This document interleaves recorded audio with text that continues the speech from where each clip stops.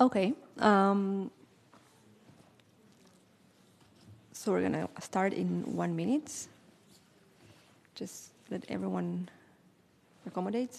I hope you had a great lunch break and rested a little bit.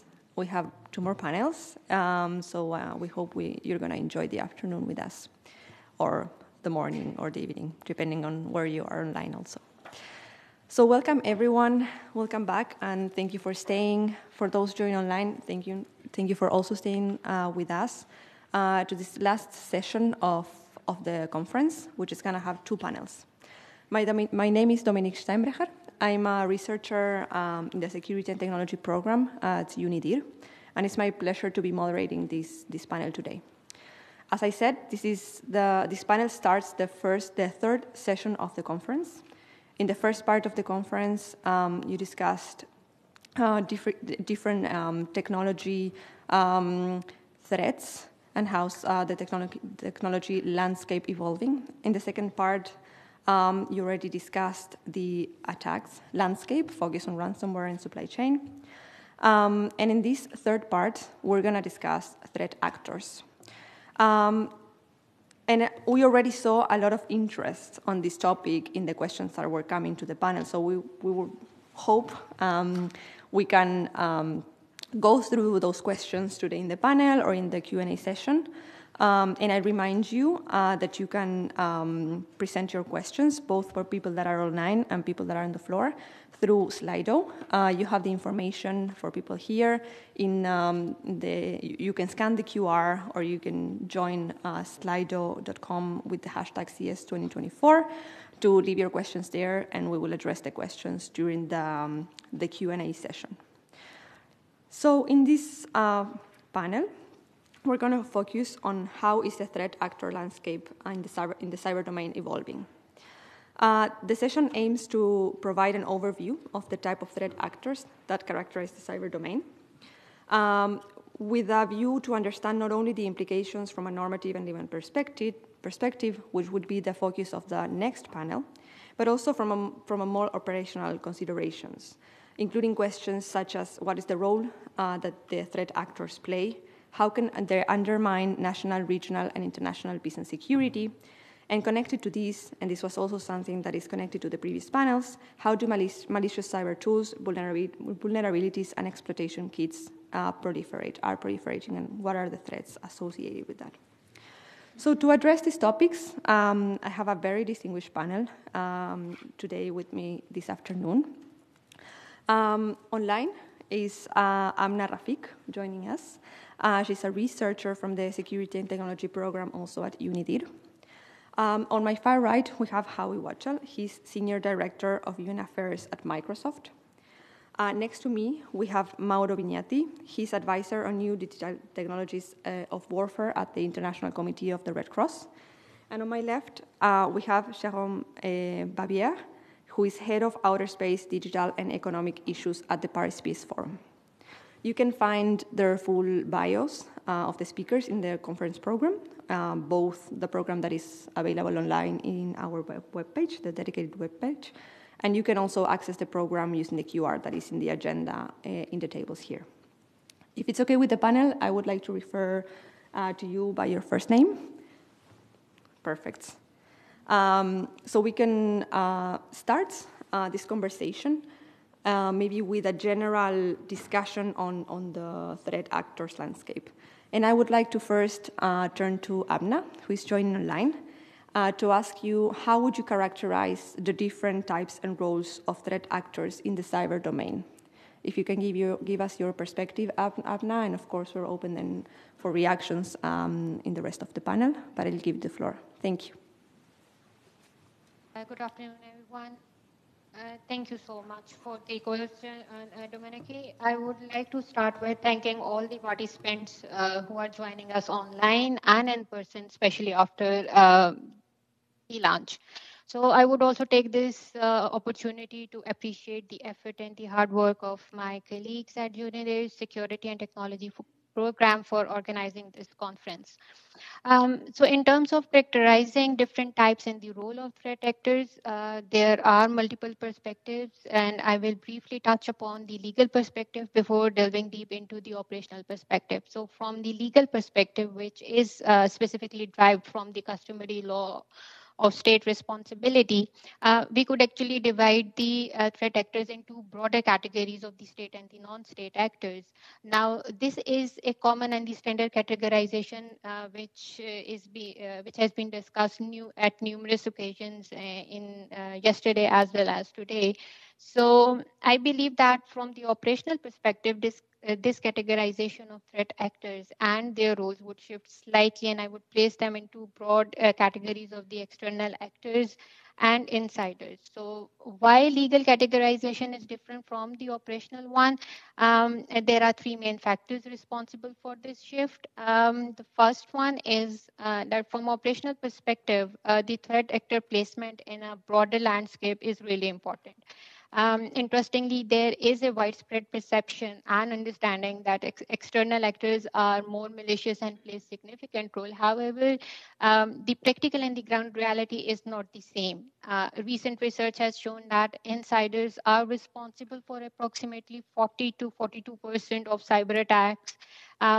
Plus, data thefts from an inside threat actors is causing greater financial loss as compared to the cyber attacks from the external actors. So malicious external actors could only pose threats to a certain extent and degree, as these threats are based on the information and the tools mainly available in the public domain and the black market. However, we have seen at various occasions in the past that highly sophisticated, destructive, and customized malicious cyber attacks on critical infrastructures rely heavily on specific technical information from an insider. Second factor is that the types of threat actors that characterize the cyber domain depends a lot on the types of the threats we have in cyberspace. And we had an extensive discussion in the session 2, part 1 of this conference. The broader international consensus regarding types of threats as well as the threat spectrum is still evolving and to some extent reached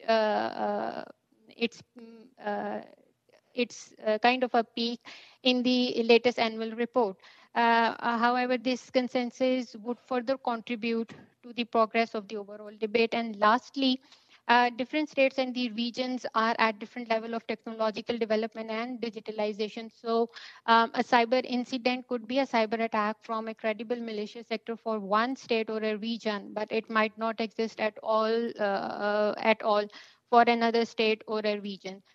So I will end my response here and give floor back to you, Dominique. Thank you so much.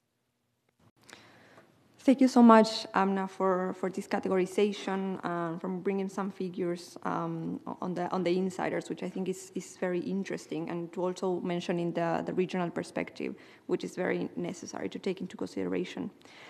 With that in mind, I would like now to turn to Jérôme to ask also, what do you consider are the main characteristics and challenges of the evolving threat actors landscape? Thank you. Thank you very much, Dominique, for this question. Actually, I will build on what was just said mostly. If I had to highlight only one trend on the evolution of the threat actors, I think it's that we are seeing more and more an ever-increasing empowerment of non-state threat actors around the globe, which is rapidly evolving. We especially talk about the hackers for hire ecosystem, for instance, which is at the moment something very important, I think, when it comes to approaching threats to international peace and security, more than cybercrime per se. This particular question was approached, but far less so far than the commercial spyware issue, for instance, in the OWG or in commercial international peace and security. And even more, it was only approached as proxies for state operation that could be used to. The point is that this trend is worrying as we are seeing more and more the ability of non-state actors to mobilize those capacities to, by themselves, conduct cyber attacks. So I think this is a trend that we need to focus upon particularly.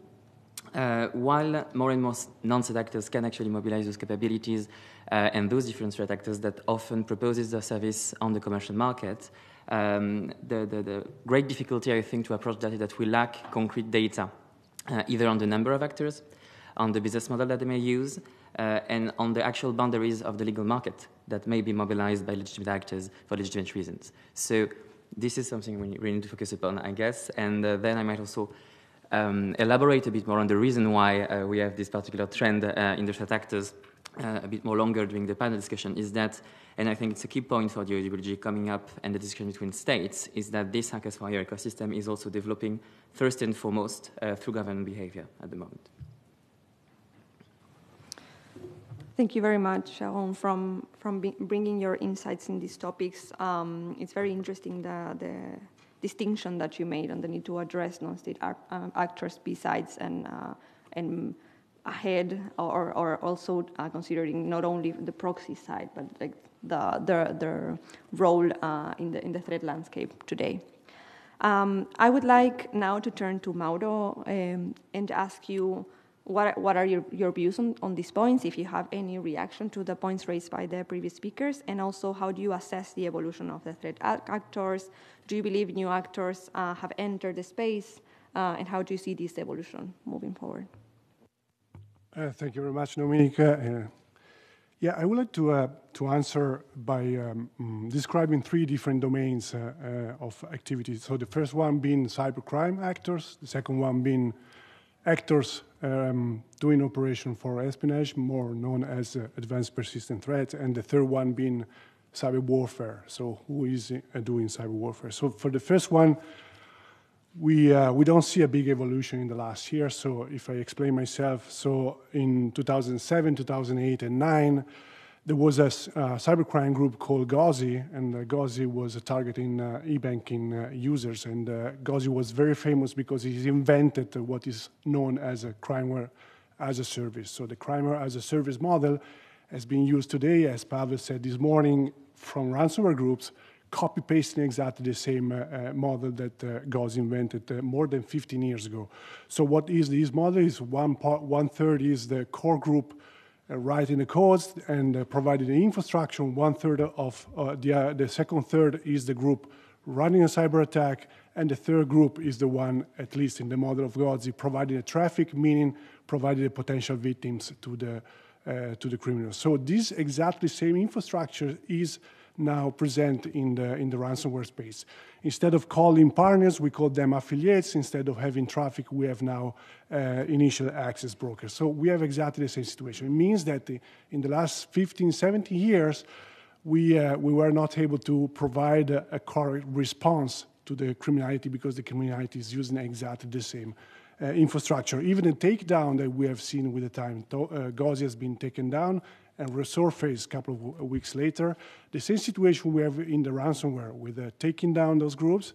After a couple of weeks, Lockbit, Alpha-V, Black Hat, those groups are operating again in this space, meaning that even from this point of view, the law enforcement and the prosecution was not able to correctly take down and address.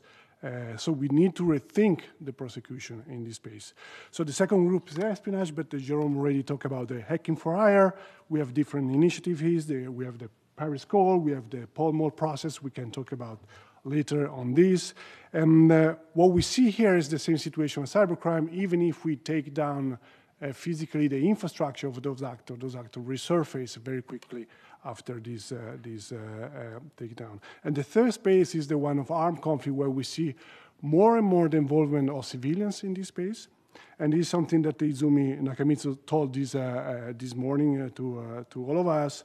This is blurring the line between civilians and combatants, and is of great concern for the ICRC. And we're going to talk again on that later on. Thank you. Thank you very much, Mauro, for introducing these three aspects, these three types of actors. And as you said, we will come back to the civilian involvement. I think that's something we will address in the next questions, because it's something that interests a lot. And now I want to turn to Howie and ask you, on your view, what are the main challenges of the evolving threat actors landscape in the cyber domain, and how, in your view, this undermine national or international peace and security? Thank you. Thanks very much, Dominique. And at the outset, I agree with what each of the last three speakers have said, so I'll just maybe add a couple of data points. So in 2023, the cyber attacks that we recorded touched 120 countries, and these attacks were fueled by government-sponsored spying and influence operations that continued to rise over the course of the last year. By our estimates, more than 40% were leveled against government or private sector organizations that were involved in building and maintaining critical infrastructure. So while attacks from the past year were often focused on destruction or financial gain with ransomware, the data that we have shows that the predominant motivation for a lot of these attacks has swung back to a desire to steal information, to monitor communication, or to manipulate what people read. And in light of the visible rise in all of these cyber espionage operations, what we see is that these state-sponsored efforts that seek to install malware or create or exploit cybersecurity weaknesses in networks of critical infrastructure providers are really happening at an increased clip. And these are the sorts of things that, in our view, should be called out, and we should try to instill a greater sense of accountability here. These sorts of attacks, particularly in the last few years, bear no connection to the traditional espionage efforts that governments have pursued for centuries, but they instead appear designed to threaten the lives of innocent civilians involved in crisis or conflict, or target critical infrastructure. Thanks. Thank you very much, Howie, for bringing those points to the conversation. And we will come back to the point on critical infrastructure later, because I think it's also very relevant. I would now like to go back to Amna online. And Amna, you referred to different types of actors in your previous intervention, characterizing the cyber domain. How do you believe they can undermine national and international peace and security? Thank you so much once again. Different threat actors in cyber domain differently undermining the national and international peace and security. Now, it is a subject with multiplicity of meanings and interpretations grounded on the nature of targets, motivation of actors, scope of an attack, number of victims, and the scale of the consequences.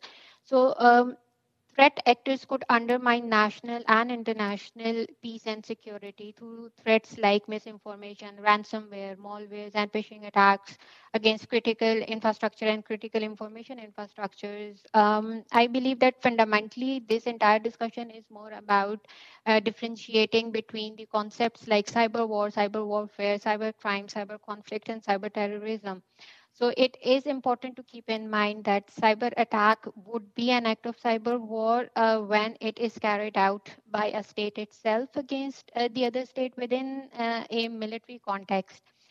Furthermore, the existence of sufficient impact gravity is vital to qualify as an armed conflict in cyberspace. Now, as state actors are further divided in three subcategories of de jure state organs, then we have de facto state organs and directly controlled by these states. That is the third category of the state actors. Now, all these subcategories are making it difficult to attribute and identify causes and effects and trace any attack back to a particular subcategory of these states. So clear attribution to a threat actor is essential to hold other states responsible for the act of undermining international security and peace. Only then it will be a subject of international law. Otherwise, it will be treated as a crime, and which is purely a matter of domestic law and national security. Lastly, there is also a dimension of cyber terrorism, as already highlighted in the high-level opening session, when non-state terrorist outfits start utilizing the capabilities and services of the cyber criminals, or they develop their own capabilities to achieve their political objectives. So terrorists are using this cyberspace for intelligence gathering, recruitment, training, search for targets, raising and transferring funds, And cyberspace is now also used for planning, organizing, and communicating terrorist plans or the operations. So they form their image. They use cyberspace for narrative building and promote and disseminate their ideology to the selected audience through selected information on selected social medias and websites. So an interesting addition to this traditional concept of the cyber terrorism is that now this is gradually evolving towards the white collar terrorism, which is kind of a modern approach towards the traditional cyber terrorism. And this is an interesting point for a further debate. And I will end my response here and give floor back to you, Dominique. Thank you so much. Thank you so much, Amna, for highlighting all that points. And since you were bringing private actors and non-state actors to the table, and you, Jérôme, were referring specifically to non-state actors, I would like to come back to you also to ask you how would you analyze the evolution of the involvement and the role play by private actors and non-state actors in the cyber domain? Thank you. Well, thank you very much for the question, Dominique. I think they play a very significant role on both sides of the equation. So on the threat actor dimension, private actors are more and more represented, as it was mentioned by every speaker at this stage, for different issues. You can indeed use those different capabilities in different ways. It was recalled by Maurizio earlier. With the same capability, if you have a cyber-intrusive technology, you can either conduct cybercrime operations, if you're interested in like that. You can conduct intelligence operation, whether if you're a government or if you're a private entity trying to do economic intelligence and spying, or you can conduct warfare, also if you want to disrupt critical infrastructure. I think maybe something that could be mentioned on the more positive side also on the evolution is that the evolution in the threat actors landscape when it comes to private and non-state actor has also come with an evolution in parallel when it comes to the cyber defense ecosystem. So thank you, Mauricio, for mentioning the Paris Call for Trust and Security Cyberspace, which the Paris Peace Forum is operating as permanent secretariat. In 2018, when it was signed, and since then supported by 81 states and 1,200 actors from the cyber ecosystem, the eighth principle was the interdiction of hackback, for instance, with the idea that responses from a private actor to a cyber attack should be considered as irresponsible. Since then, I think we've seen a significant evolution in that consensus, where different high-intensity conflict, also different operations have shown that private companies can actually positively contribute to cyber defensive operations. I'm, of course, looking at Howie from Microsoft's side.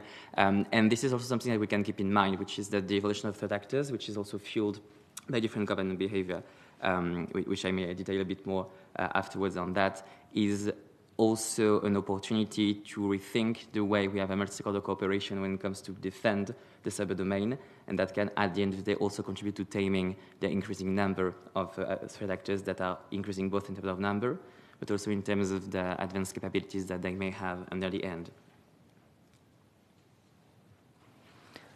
Thank you so much, Jérôme, for also bringing the perspective from cyber defense and how that impacts the threat actor landscape. I think is very interesting. And with that, and speaking about private actors, I would like to turn to Mauro and ask you how do you consider the landscape has evolved, and given your background, how it has evolved in particular on cyber warfare, and if you could share with us the main trends you envisage, and particularly how are you addressing these trends within the ICRC's work on civilian involvement through the digital domain in armed conflict? Thank you. I think because Jérôme was kind of positive in the last couple of minutes, I have to be a little bit more negative here. So it's a reality that cyber means are used in armed conflict nowadays. What we have observed in the last conflicts is that we see the involvement of civilians more and more in this space. And when we talk about civilians, we divide them in roughly three categories. So individuals, like everybody sitting in this room, so everybody can participate to a conflict because the means are there, and we have also states that are distributing such means to individuals. So this is the first category. The second one is what we call civilian hackers, or groups of civilians running offensive cyber operations.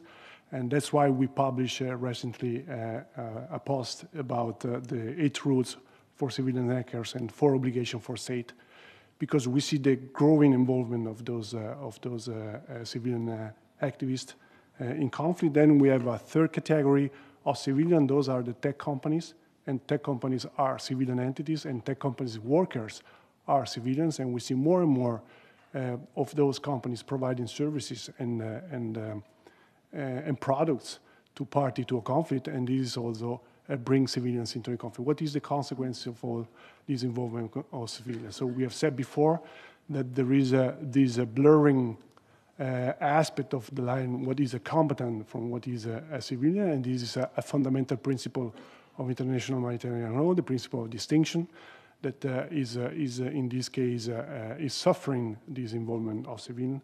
Second one is that in particular cases, so we start from the principle that civilians are protected by IHL, but in particular cases, civilians that are involved in conflict could lose the protection that IHL provide to them. So this could have consequences on civilians if they lose the protection.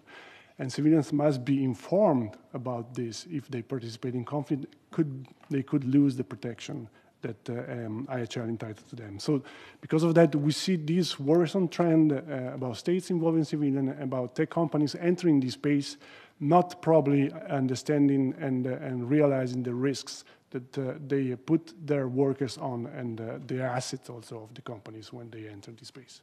Thank you. Thank you very much, Mauro, for bringing also the insight of the landscape in armed conflict and how the civilian involvement can impact the application of the international legal framework and the protection that the framework brings to civilians during armed conflict. I would like to take the chance to remind people in the floor that they can share the questions that you have through Slido. The panel will be happy to go through your questions, and you can touch upon all the topics that we are discussing today in this panel. So I encourage you to use the platform. And Howie, you were mentioning before critical infrastructure, and I wanted to ask, how do you consider the proliferation of malicious cyber tools and vulnerabilities have evolved? And what do you think is the link and the main threats associated with that evolution with regards to critical infrastructure? Thank you. Thanks, Dominique. And first, just to lend some support to some of the previous comments made on the Paris call, on the blurring of the lines, agree wholeheartedly with those. On critical infrastructure, I think the reality is that nation-state actors have simply become much, much more prolific in their cyber operations. So things like espionage, sabotage, destructive attacks, influence operations, all against whether countries or entities. They've been performing all of these with a lot more persistence, with a lot more patience, and unfortunately with a lot more practice. And so in line with this reality, our view is that 40% of all of these nation-state attacks in the past few years have focused, unfortunately, on critical infrastructure. These are state-funded and sophisticated operators that hack into vital systems. These are things like power grids, water systems, healthcare facilities. And across these systems, the consequences, as you can imagine, are unfortunately quite dire. And so for this reason, our view is that there's a real need for states to come forward and to commit publicly that they won't do things like plant software vulnerabilities in the networks of critical infrastructure providers, because all these do is disrupt vital necessities for civilian populations, things like energy, water, medical care, or other fundamental services to civilians.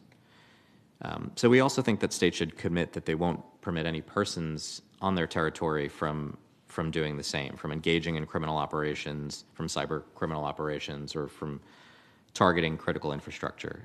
On this issue, it's just the consequences are too severe, the impact on civilian populations is too high, and in most circumstances, these really can't be considered justifiable uses of traditional state intelligence collecting services or espionage.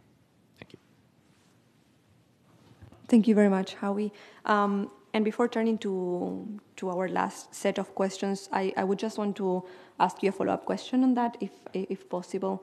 How do you think the evolution of the threat actors landscape impact on the growth or on the great amount of operations conducted against critical infrastructure? Do you see a relation between the evolution of the landscape and the evolution of critical infrastructure being targeted in that regard?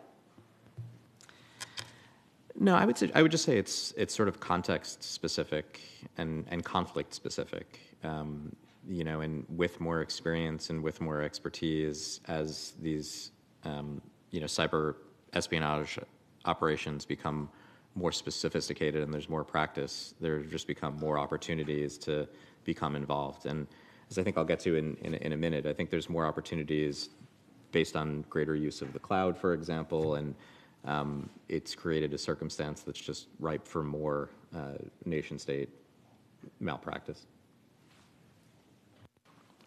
Thank you very much for your answer to my follow-up questions.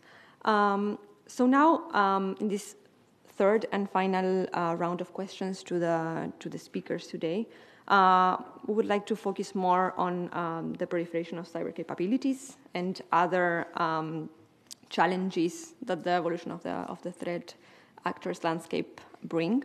So for that, I will now first turn to Jérôme to ask you, what factors do you believe mostly contribute to the evolution of the threat landscape, and in particular the growth of the commercial market, enabling the proliferation of cyber capabilities, as you were mentioning before in one of your interventions? Thank you very much. Well, I think it's important to mention that the evolution of the threat landscape is not a natural trend, as an economist would say. It's mainly and largely, at least, fueled also by government behavior. There is a lot of government that actually recourse to private proxies to conduct cyber operations, either for intelligence, sometimes also for offensive cyber operations. And there are arguments for that. There are some capacity arguments. Many states do not have the expertise at home and within government services to develop those technologies, and so it's easier and more cost efficient to go on the commercial market if it's legal, or even sometimes on the illegal market. There are also some strategic arguments, because the recourse to private proxies is, of course, undermining the ability of your opponent to attribute the attack. And so we may understand that. The point, and I think sometimes is not considered enough by most government that may recourse to that, is that the unwanted effect of this practice is to fuel the proliferation of advanced cyber capabilities on both legal and illegal markets. And this is something actually quite worrying, especially because in the medium to long term, it means that you will have more and more non-state actors that may have access to very developed cyber capabilities, and that might use them not only against their peers, against individuals, but also against government to some extent. So we here have a clear lack of guideline when it comes to responsible state behavior. When can a government legitimately recourse to a private actor to acquire cyber capabilities, sometimes to conduct cyber activities? This is an important question that could be dealt with within the OEWG. It's, of course, not to say that all cyber operations should be only dealt with by government entities from A to Z. It may never be possible. It's more about doing what we managed to do to some extent for the conventional armament industry, for instance, where you have clear guidelines, you have clear oversight mechanisms also for government entities, and you also have some rules that maybe are not taken care of at the moment. For instance, you have a lot of rules when it comes to protecting ammunitions. When it comes to cyber capabilities, of course, it needs to be adapted because you can't protect a line of code as you protect a missile. But you have something to do here that can tame and curb this proliferation on commercial, both legal and illegal markets. And maybe a very short point on the non-proliferation issues. At the forum, we work with a lot and a wide range of actors from government, private sector, and society on the issue of cyber mercenaries. It was mentioned this morning by Deputy Secretary General Nakamitsu. And one of the key points is that when we say that we need to curb the proliferation of advanced cyber capabilities on the commercial market, especially intrusive capabilities, it's a slightly different paradigm for cyber space than it is for other proliferation debates. It's very much to focus mainly on the ability of non-state actors to access the capabilities, not to say that we would need to prevent some states to acquire those advanced capabilities. At the moment, there is no necessarily outstanding public interest in limiting the ability of states to acquire those capabilities. It's very much about preventing non-legitimate actors to access that. And the second issue is that maybe there is something to do for government when they want to recourse to the commercial market to acquire that, to think also what may be the unwanted effect of this particular contract or this particular operation on the more long term. I mean, we all have in mind some example of very important cyber attacks that actually came through retro-engineering of state-conducted attacks that were maybe legitimate and justified strategically and legally speaking, but cyber domain is not the physical domain, so it's a naturally proliferating environment, and so there is something here to focus upon. Thank you very much, Jérôme, for that intervention. I think it's also very important to bring that to the table, and it's a good link for the next panel also that will address how the evolution of the threat actors landscape relates or impacts the responsible state behavior framework. And thank you also for your suggestion for discussion in the OEWG. I think it's very relevant. And on that point, I would like now to turn to Amna again and ask you, in your view, what are the different dimensions involved in the proliferation of malicious cyber tools, vulnerabilities, and exploitation kits? Thank you very much, Amna. Really nice points highlighted by Jérôme, and I want to add one more aspect to these arguments. That is the economy of an offense and defense in cyberspace. So he rightly pointed out that a lot of the time states approach private actors to acquire capabilities. However, in this discussion, we must remember aspect of the developing states as well, because in cyberspace, affordability and accessibility of the cyber offense is increasing, while cyber defense is becoming more and more expensive. And from the perspective of the developing countries, sometimes a lot of states approach these private actors for their legitimate cause, and mainly because of the financial reasons. So this is a kind of a really complex and yet controversial area, that how a state must approach the private actors. And furthermore, another dimension of that is responsible for the proliferation is basically the dual use nature and the complexity of the regulatory framework. Again, dual use nature of ICTs and the cyber tools are not only contributing to the repurposing of the tools and the rapid commercialization, but also contributing to restricting the preventive and mitigating measures. And just like Jérôme highlighted a difference between protecting a code and the protecting a missile. In terms of the other threats in the past, I agree that the implementation of the global norms, multilateral and bilateral treaties, and then we had export control regimes and the various verification mechanisms, and they performed a really critical role in establishing the global regulatory regime for these threats. However, such measures are technically and legally much more complex, especially verifying and regulating the code in cyberspace is quite a complex task. And because of this complexity, malicious actors are relatively got the effortless and the widespread playing field. Then, in addition to all these dimensions, another dimension is the traditional threat loop and threat loop cycle. According to the traditional and the realist school of thought, we will say that the proliferation of the malicious cyber tools, vulnerabilities, and exploitation kits move in a never-ending complex loop where mere possession and the threat of potential use by one actor generate a security dilemma that in turn contribute to the further proliferation. And in addition to these dimensions, there are other dimensions like the absence of the capacity building, which was previously highlighted in the sessions. And then we have the awareness and the improper cyber hygiene problem. Then there are open and unprotected access points and supply chain management issues and unprotected networks and ineffective digital order systems that ultimately contribute to the proliferation of these malicious cyber tools, vulnerabilities, and exploitation kits. So I will end my response here and give floor back to you, Dominique. Thank you so much.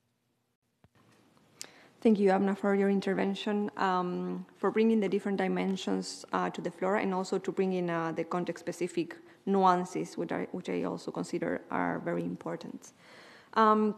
So considering the two interventions that just happened on proliferation of cyber capabilities and the evolution of the threat landscape, I would like to turn to Howie to ask you what issues do you believe should particularly be addressed to enhance protection in the cybersphere in this regard? Thank you. Thanks. So I think some of the things that should be addressed are issues that others have just mentioned. I mean, so things, the clearest response would be increasing cyber literacy, increasing cybersecurity, and providing more capacity building. There's so much more that that can be done with through public-private partnership, through governments working closely with the private sector and civil society and others to try to boost the capacity of those that have been subject to a lot of these different attacks, particularly over the course of the last 5 years or so. So a +1 on capacity building efforts.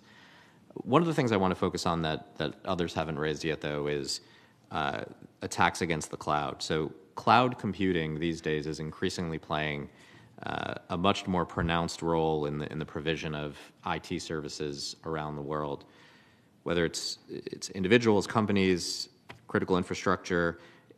These are all relying on the cloud to provide essential services, to provide security, and to provide innovation, including things like AI.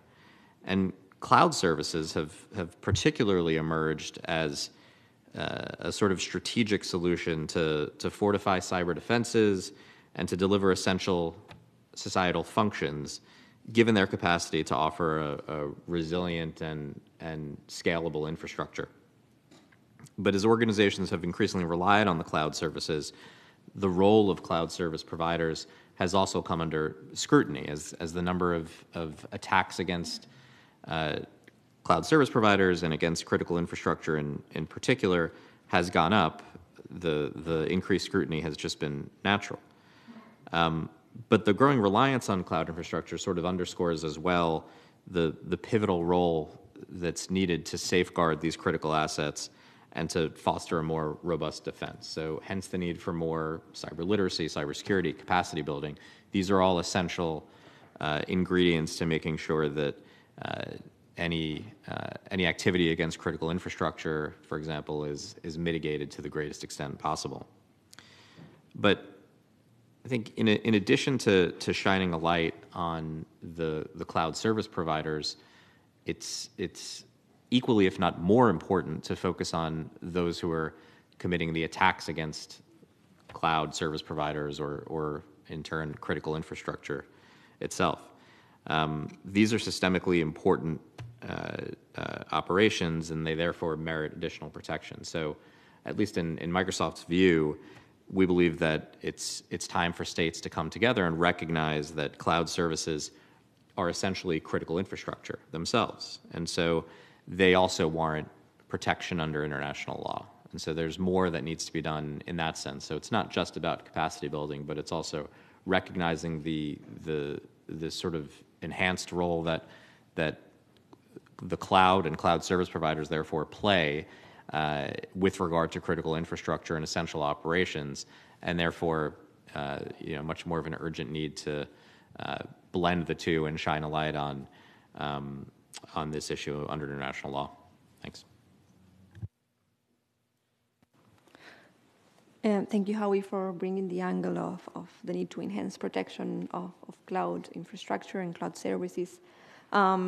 and to finish this third round of questions, I will finally turn to Mauro once again to ask you if you consider that other threats are relevant and need to be addressed, particularly in the context of cyber warfare, given your expertise in this evolving threat actors landscape. Thank you. Thank you, Dominique. So in the context of cyber warfare, so we see three major worrisome trends. So the first one is the increasing use of wipers by those actors, they be state or non-state actors. So wipers are malicious code that are wiping, destroying data, but also entire systems. So the difference between a wiper and a ransomware, with a ransomware you can revert, if possible, you can revert the encryption of the data into the original status, but with the wiper it can't, so it's destroyed. So we have seen more and more the use of this, and we see more and more the use of those wipers against civilian targets.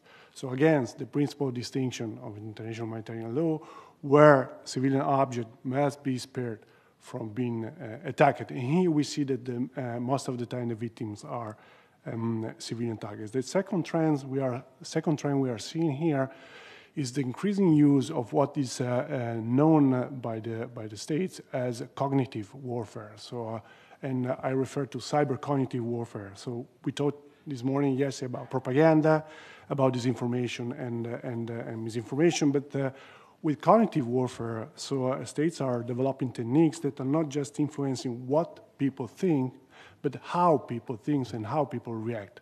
So it's really a manipulation and modification of the behavior and how the people think. And this has long-term impact on civilians, even if a war, a conflict ends. So this social polarization that this cognitive warfare has generated stay for the long term. So this is another worry trend. And the third worry trend we are seeing is this increased approach by states in the whole of society defense or total defense approach, meaning involving more and more civilians in the defense that the state provide in reaction of a conflict. So as you may know, in the cyber domain, defense is a very blurry term, as we have the active defense, the defending forward, so it's not really a passive defense, but the defense in cyber is also meaning an active role. And here we imply the use of civilians for this kind of active role. Thank you. Thank you very much, Mauro, for that last point. I think it's super interesting also to consider the role of how civilians are being impacted by the cognitive cyber warfare. So before turning to the Q&A session, I would like to ask the panel if they have any reaction points they would like to bring to the table now, or if you're ready to turn to the Q&A. Perfect. Amna? All good. Also online. Perfect. So we're now gonna turn for the remaining minutes to the questions that have been submitted through Slido. There are a lot of questions actually, so very much. Thank you very much for your engagements. And the first question I think could be addressed by Jérôme, but of course, if anyone else in the panel wants to take this question, feel free to do so. And the question is, how can state actors attempt to define and control the boundaries of the legal market in response to the use of the gray zone by cyber criminals and private firms? So that's a very good question. So hopefully if the person has an answer, it could be helpful for a lot of delegations.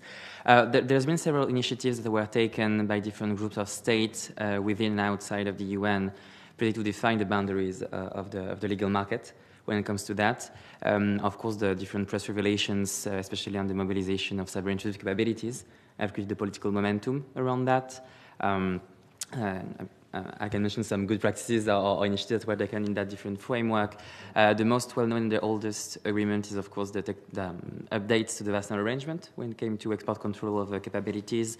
Most recently was launched also the Pall Mall process when it comes to specifically tackling the proliferation of cyber intrusive capabilities and their irresponsible use. I think the key point is that it's a very early work. for a lot of governments to actually define and basically revisit well-known paradigm of internal peace and security, proliferation, responsible use, but applied to cyber-intrusive capabilities that, by definition, in itself, are sort of neutral.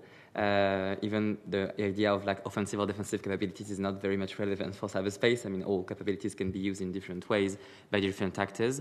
So the key output, I would say, as an answer to the question would be that the interesting thing from my perspective is that states want to have this discussion, many of them, from all regional groups and all different backgrounds, including developing nations that have also direct interest in defining that to know how to structure their own strategies nationally. Thank you very much for that answer. And there is a related question that I would also like to bring to the panel. And of course, everyone feel free, like all the speakers, feel free to jump in and add to what Jérôme has just said. So the question, is, do panelists have any insight into the gray market for vulnerabilities and exploits? What is the role of brokers in the cyber context?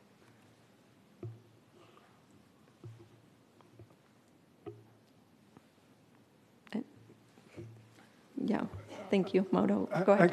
Again, we are talking about the hacking for hire and similar approach where when states and other actors, they do not have the means, the capability to develop their own way of offensive operations, so they go on the market to buy this kind of exploit or vulnerabilities to be deployed in their means. So I don't know where the question would like to go. I mean, this knowledge, this is a fact, and this is increasing. I mean, we have an increasing market are growing in this respect. We have also countries where this kind of market is easier to have instead of other countries. So it's a reality of the actual cybercrime and the APT environment. Go ahead. I would just add on that this is also one of the key questions, and this is actually settled supposedly in the norm, the 13I, now on the vulnerability disclosure market, and so the responsibility of states to clarify a bit more how they want to handle this particular market. But of course, the whole illegal market especially relies on this exchange of vulnerabilities, and you also have very simple behaviors, such as cyberhygiene, that can help to tame a part of the effect of this market. And maybe just to mention on that, not very long, but you never forget when it comes to vulnerability disclosure in the market that you have the 0-day one, which is mobilized for advanced attacks, and is very much important and upon which everyone focused, especially when it comes to commercial spyware. You also have the day one vulnerabilities that were already used but not patched. That is something significant and especially used for cybercrime operations that might not be very well developed, but still working because you still have a vulnerability. Thank you very much. Again, if any of the other speakers want to add, please feel free to do so. One of the other interesting questions that has come up is the following. As framework construction is a domestic responsibility, what role do you think companies have in contributing to their country's policy development? If anyone wants to take the floor. I see Howie, you take the floor.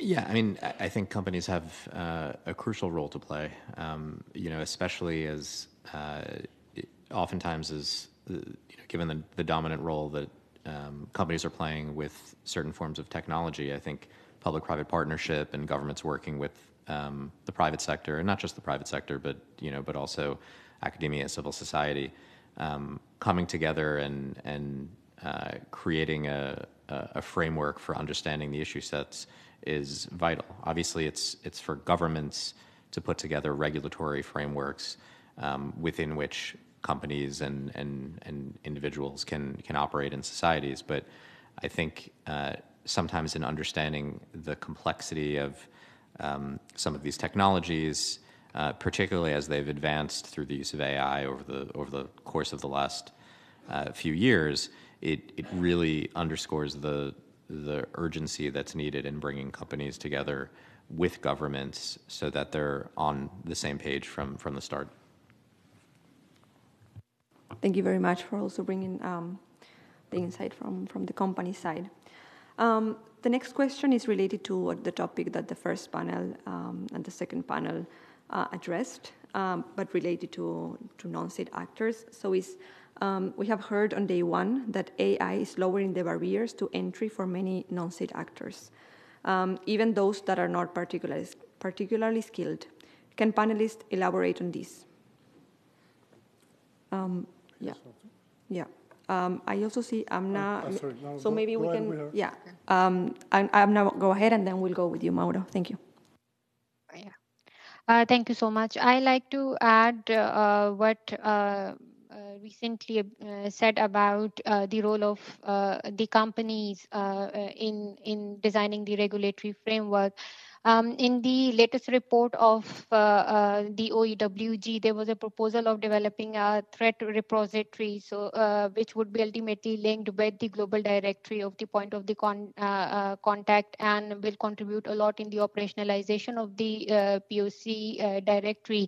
So private companies, especially the Microsoft and all those companies who deals with especially the antivirus programming, they can contribute a lot in developing the threat repository, and which ultimately guide the national laws as well as the international regulatory framework.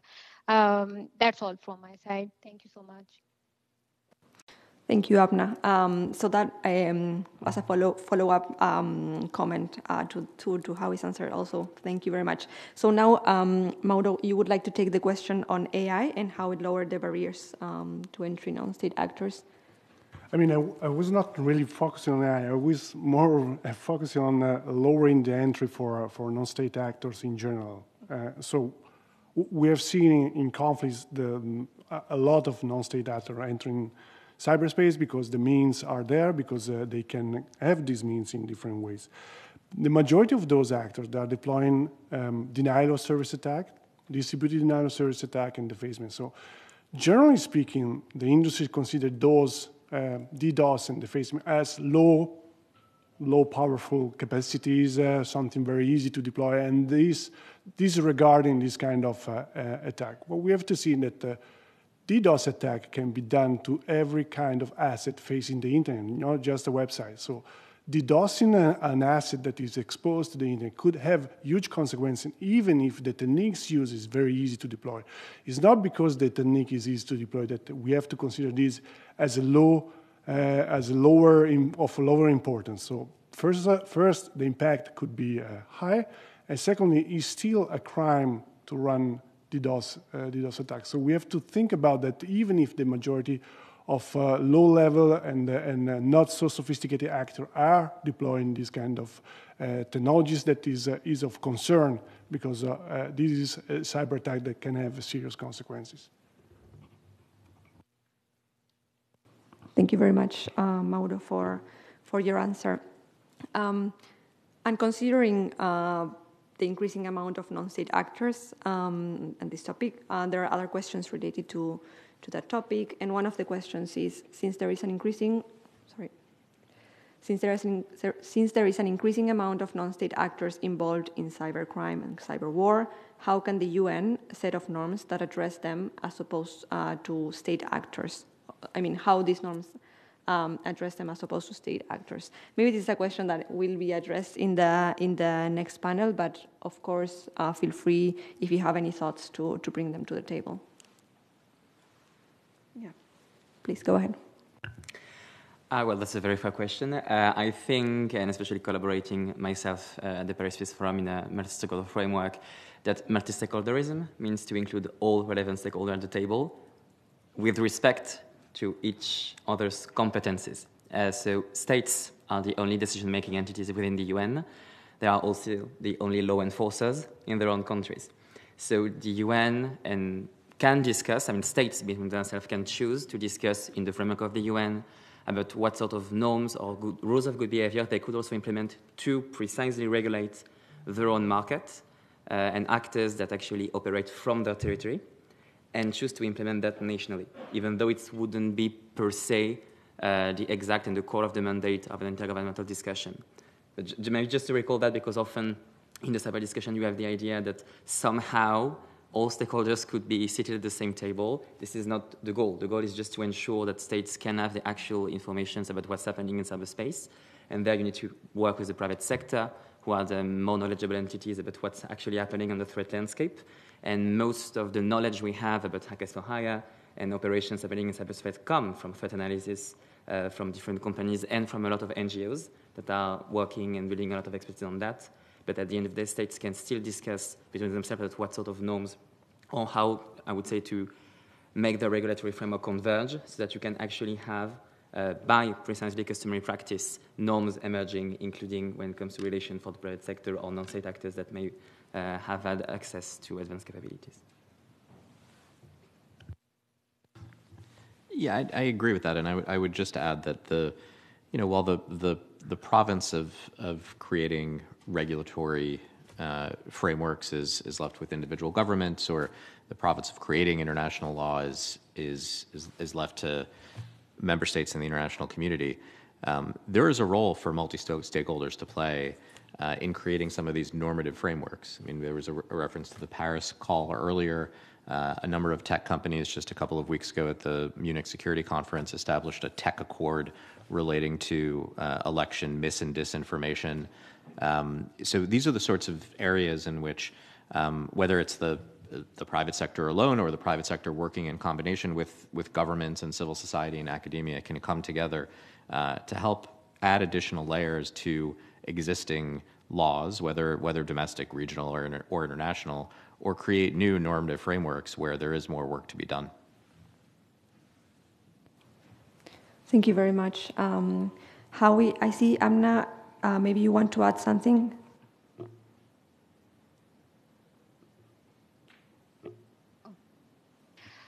When it comes to the role of the non-state actors in supporting the norm building at the UN, I agree with the what speaker said earlier, that private companies and different entities can contribute. However, when it comes to the role of the non-state actors, we have to keep in mind that norm implementation would be a bit complex and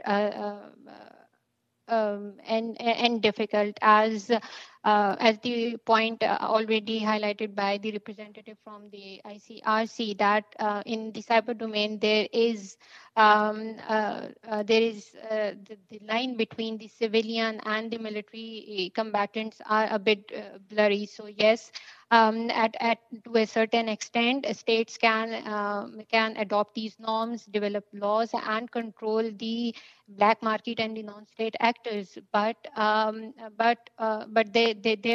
is a limitation to this implementation, and if this line between the civilian and the military combat is blurred to an extent, then I believe that at a certain point it would become difficult for a state to even manage those people who are operating at their own. Thank you so much. Thank you very much, Amna, for adding these points to the conversation. There is a question, a very specific question on information, and it says, is there a comprehensive data set on cyber incidents, including into their effect, source of attack, vector of attack, or other important variables that you can share with the audience? Some of the speakers brought figures. I don't know if they have in mind or if they know comprehensive data sets that could enhance the research on this topic. So to my best knowledge, there is no comprehensive data set, which is clearly an issue. Just to mention an initiative that was recently published by the Cyber Peace Institute in Geneva, together with the Hague Center of Security Studies, which is precisely a repository of different cyber attacks with analysis of what happened, who were the actor, and what were the solutions, if relevant. Thank you very much. Yes. Go ahead, Anna, sorry. In this aspect, I think I agree with what is being said, that currently there is no international data set available. One of the main reasons for that is that a lot of time in cyberspace, majority of the threats went unnoticed, or it would take it would take years to basically detect these threats, or a lot of time the malware or different viruses are operating at the back, and the users are totally unaware. In order to exactly solve this issue, in the last report of the UN OEWG, there was a proposal of developing a threat repository, and that was basically the main objective, to have a kind of a really credible international and comprehensive data set, so that states and the different private entities could access this data set and devise their national policies and strategies according to this threat landscape. Thank you so much. Thank you very much, Amna, for bringing that information. I think it would be greatly appreciated by the audience to know. I have an interesting question that is related to the SDG initiative. And it says, have cybersecurity technologies been included in any SDG initiative? And if so, how can we make cyber protections more equitable? The SDGs, the Sustainable Development Goals. If any of the speakers wants to take the floor.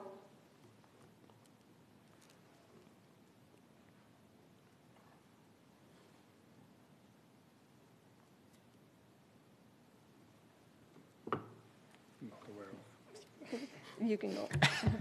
Yes, so I will try to answer that too. So, of course, the SDGs are also applicable to any action taken in the cyber domain, precisely because they were conceived to be applicable to every single issue. To make it more equitable, maybe there is an issue that was mentioned in previous panels also when it comes to the concrete and balanced inclusion of all communities. In the different debates, I think that most people in the room and people watching us online can know that in most cyber meetings you often see the same faces and the same expertise, and we still have some work, I guess, to rebalance also different examples, especially for the context-specific issues that we have. Clearly, the cyber domain is a very flexible one, a very fluid one, and so yeah, that would be the main input I may have. Okay. Dominique, I have one input in this regard. So if I recall correctly, a few years ago, I think a year or 2 years back, there was a research conducted by the World Economic Forum regarding the role emerging technologies could play in the growth or in the accomplishment of the SDGs. But that report is not exactly about the cyberspace. It is a really comprehensive report addressing the role of almost all the emerging technologies, including artificial intelligence, quantum, and Internet of Things, and the material sciences. So I would recommend the audience and the participants. So I think they could Google it. They showed that artificial intelligence could have this significant influence, like 70 to 80% on the accomplishment of the SDGs. And then internet is definitely, the role of the internet is more than approximately 80 to 90%. So if you just Google it, I believe that audience would get that report and have a look on the impact of technologies on achieving the SDGs. Yeah, I would say these issues could relate to a number of different SDGs, but SDG 16 comes to mind. Kind of earning trust is very important. So when it comes to digital literacy, cybersecurity, even just the provenance of materials, protecting privacy, advancing digital safety, all of those might come under the SDG 16 umbrella. So I think that's where I would focus this basket of issues. Thank you very much, Amna, and thank you, Howie, for your remarks on the question on the SDGs. So just to take one last question that is particularly addressed to Mauro, it's related to the feedback that you have received so far from the international community on the digital emblem projects, and maybe if you can link this with the threat actors landscape, that would be very interesting. Thank you. Probably for the sake of understanding, so we are digitalizing the emblem of the Red Cross, Red Crescent. So these to signal the protection of assets that are already protected by the Geneva Convention. So, but this is from the perspective of operators to show them what are the assets that are protected by law. So in this regard, we started 4 years ago to think about this project, and 2 years ago to start to create models and possibilities on how to digitalize this, and we presented to states and also to the national societies of the movement, and we received very positive feedback in the way that everyone recognized that there is a need of digitalizing the emblem of the Red Cross Red Crescent, and we are now in a phase of prototyping those emblems and trying out if this works with the industry. So we involved the stakeholder of the industry, with states, and also with the movement. So in relationship to non-state actors, logically, this is for all the actors that are involved in armed conflict. So we tend to think that responsible states will respect the digital emblem. We're trying to investigate also how criminal actors that are involved in conflict will react when facing a digital emblem, if they will respect it or not, thinking about the ransomware groups and others. So this is something that is in to-do for the next months, but ideally we would like to approach those groups and try to have a feedback to better understand if the digital emblem will be something that they would respect. Thank you very much, Mauro, for sharing your views and for sharing an update on the project of the digital emblem. I see we have 1 minute, so maybe time for last question that is very specific. That is there an agreed definition of cyber mercenaries?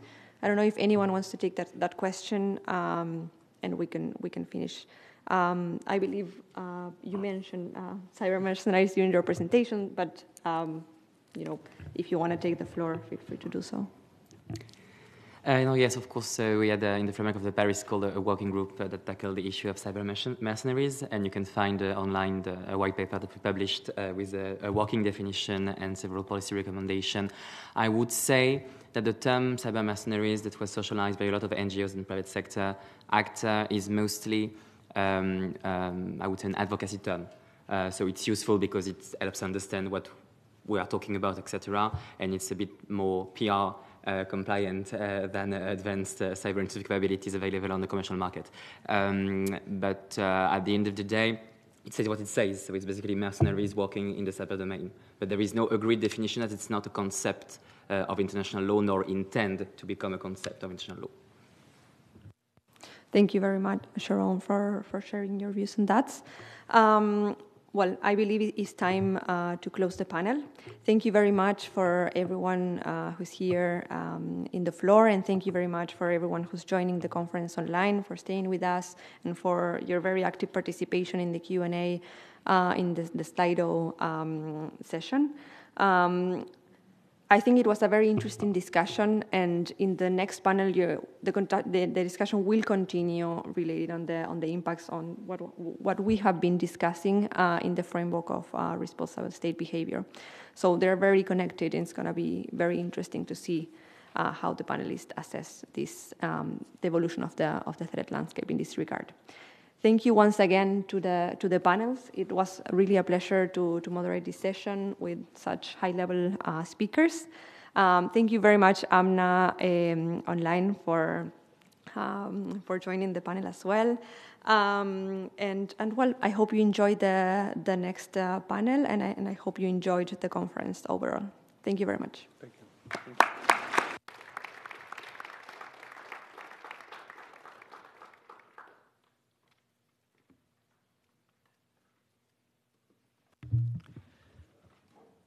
We will now now have a 15-minute break, so we will reconvene again at 4:30. Thank you.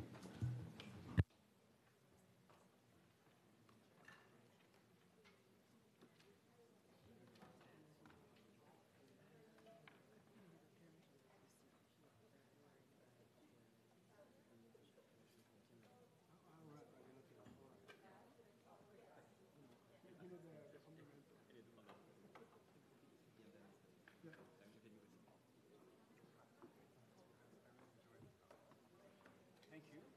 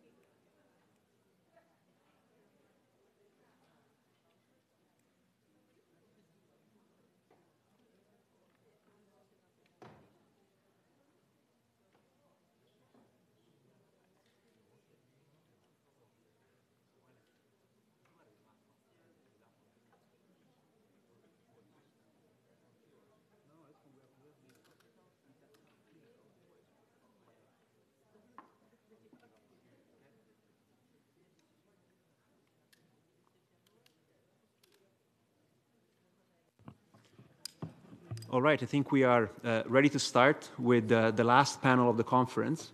And I just realized that this is the largest panel we had for the last 2 days.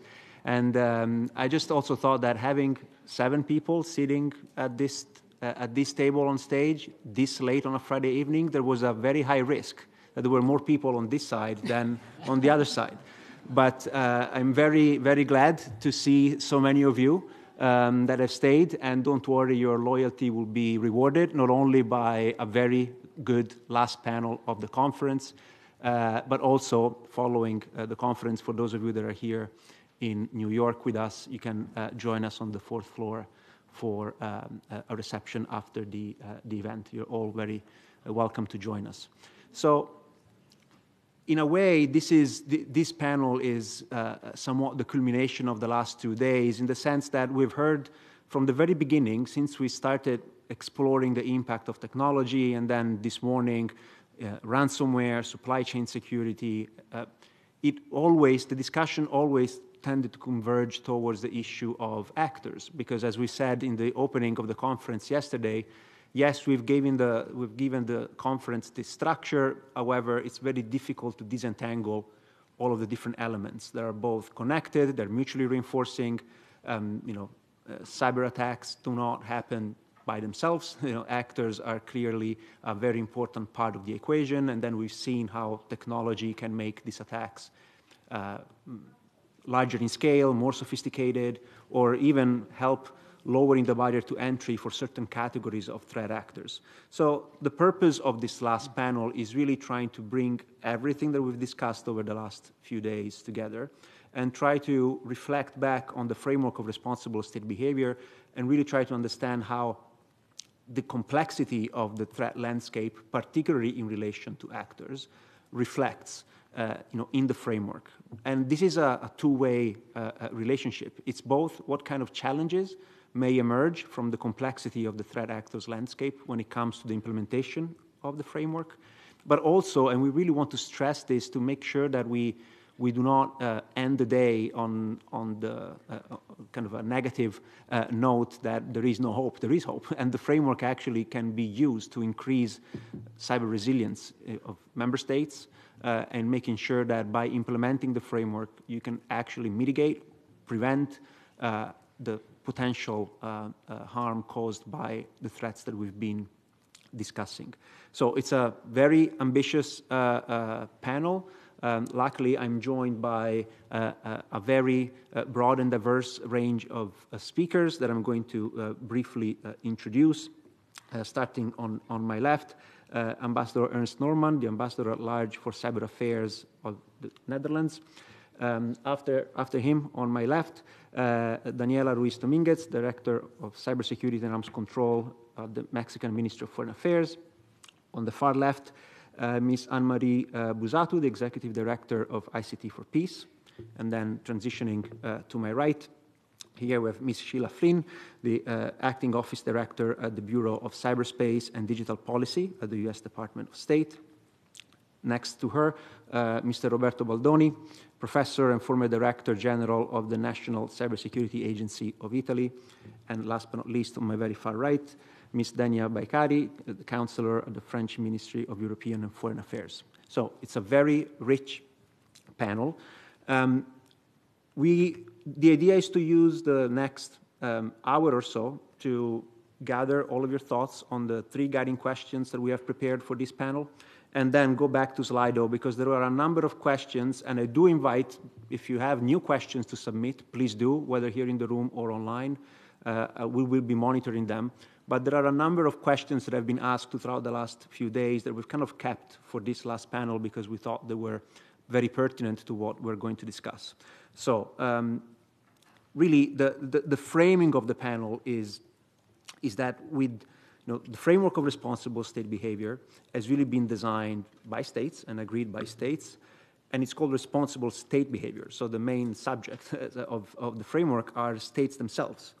However, as we've heard, even in the previous panel, malicious acts that are being conducted by a much broader range of actors can severely undermine security at all levels: national security, regional security, and international peace and security. So we're really trying here to understand how this tool, or this set of tools that constitute the framework of responsible state behavior, can be leveraged to deal with this situation. So the first question that I have is really, we're starting, and we go straight to the crux of the problem here, which is how does the complexity of the threat actor landscape in the cyber domain impact the implementation of responsible state behavior? And I'm going to do a little leapfrog, first left, then right, then left, then right. And on next question, we're going to change the order. Otherwise, the person that is speaking last is going to have all of their speaking points taken up by others. So we're going to mix it up a little. But for this first question, I'd like to start with you, Ernst. Please, you have the floor. Thank you very much, Giacomo, and really grateful to have the opportunity to be on this panel and at the end of the conference. But I'm sure that the panel will be very interesting with this composition of the panel, that everyone will be still awake enough to listen to the panel, and hopefully also with some positive and optimistic notes, like you mentioned already. However, the theme on the non-state threat actors, I mean, they do indeed play a destabilizing role in cyberspace. We know the hacking for hire services, the ransomware groups, proxies. They conduct activities with commercial, political objectives. And we have seen deeply concerning examples of hacker groups targeting European electoral processes and conducting leaking campaigns. Typical for such non-state threat actors is that they act with a high degree of opportunism and little restraint. And we've seen non-state actors conduct ill-designed and irresponsible cyber activities. These may lead to spillover effects, in particular on critical infrastructure and essential services. WannaCry is one example of this, a ransomware attack that led to billions of dollars in cost across the globe. NotPetya in 2017 had a spillover effect even to our port of Rotterdam, and which couldn't function for a number of days. AI could exacerbate these risks. The use of AI could make it easier for non-state actors to find and exploit vulnerabilities. AI could also help to automate and scale up cyber operations, which could lead to further unforeseen and uncontrollable effects. This may not only cause harm to infrastructure, services and individual citizens, it also poses a serious threat to international stability and trust between states. However, on the positive side, many cybersecurity experts also mention the strength it could deliver to the defensive side on cybersecurity, and that maybe even the defensive side will be stronger than the offensive side. So that's also on the optimist point of view. In addition to the destabilizing role of non-state threat actors, which they play, they also pose a challenge to accountability. Some states engage proxies, hacker groups, to limit culpability and avoid accountability.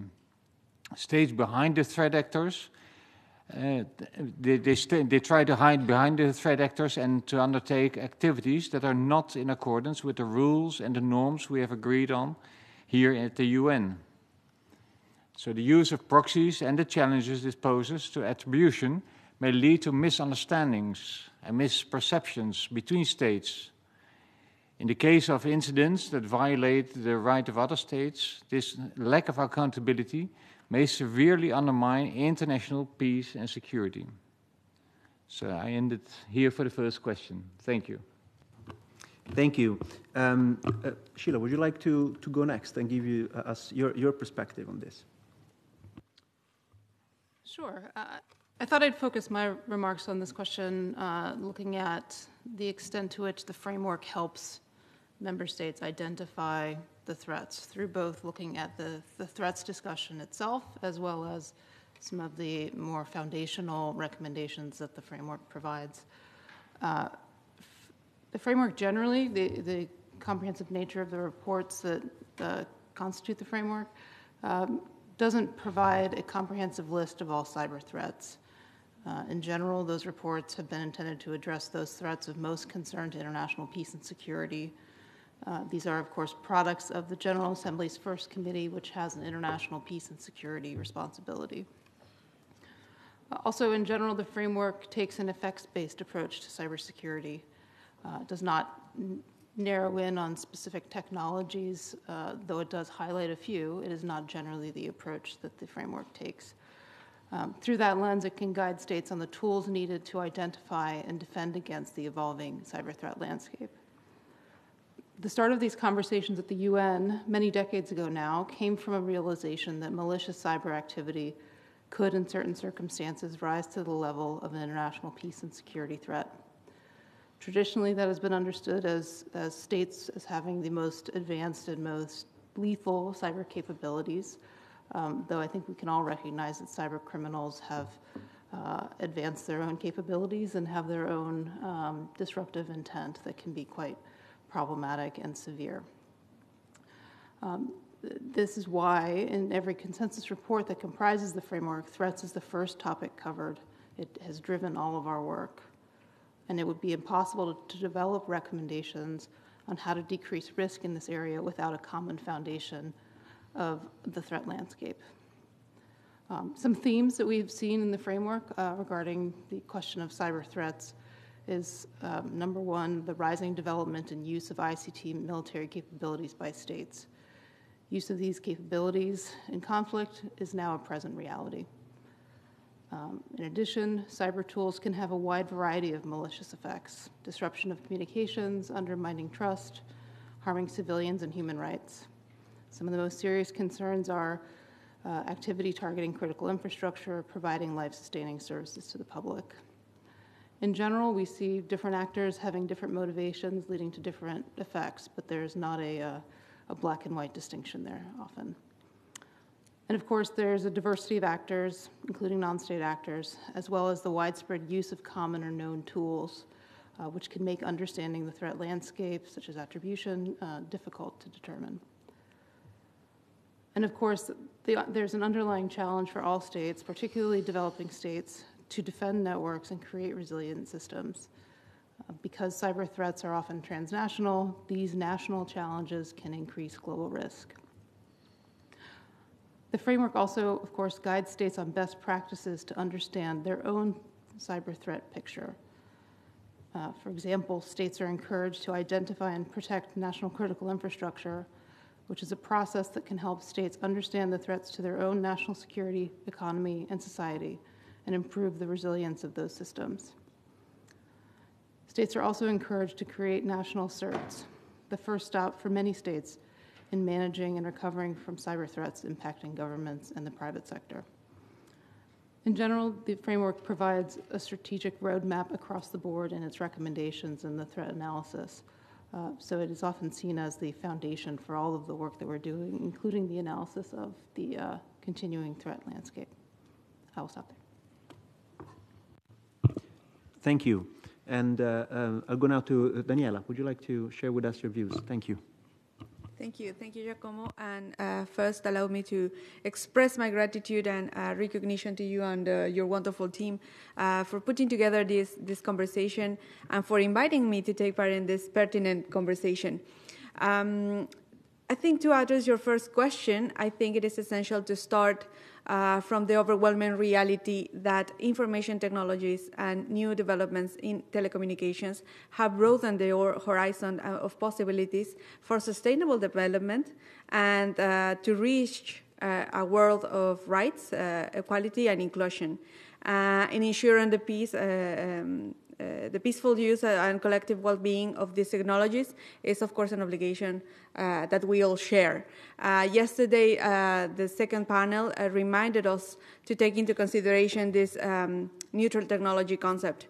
But of course, unfortunately, we see more often the malicious use of ICTs and how cyberspace is incorporated as a battlefield, which affects, of course, our government operations, endangers critical infrastructure, or directly affects civilian population. And we also see with more frequency news or incidents on malicious uses of ICTs and emerging technologies. And this frequency and sophistication are just undeniable. All this to say that the threat spectrum is constantly expanding. So it is important to deepen our own understanding of these fields. For instance, the challenges posed by emerging technologies, technological developments such as artificial intelligence, generative artificial intelligence, quantum, cloud services, among others, are real. And I want to echo that point about the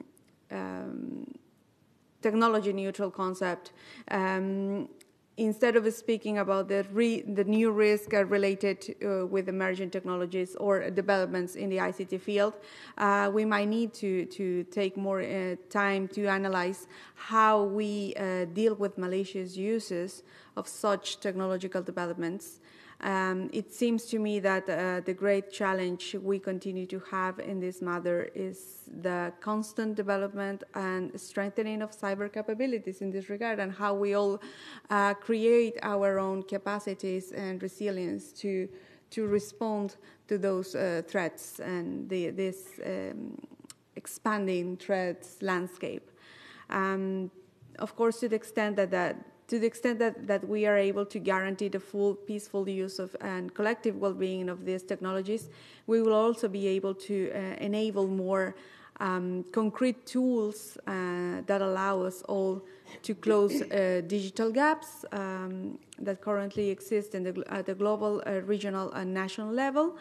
And well, yeah, I will stop there from now. Thank you.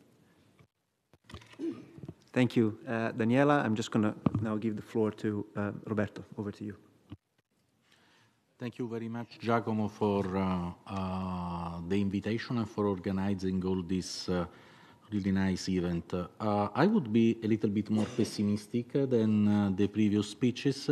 So I think that the complexity that we have in front of us with respect also to the threat actors will be more and more difficult to face in the next years, because we see two things. One is the velocity that this threat actor use in order to deploy the threat, and at the same time the diversity of the threat. We don't have to forget that AI tools, as has been said several times during this conference, have been developing, and AI will not be only confined in specific states, because we are using algorithms from the 80s.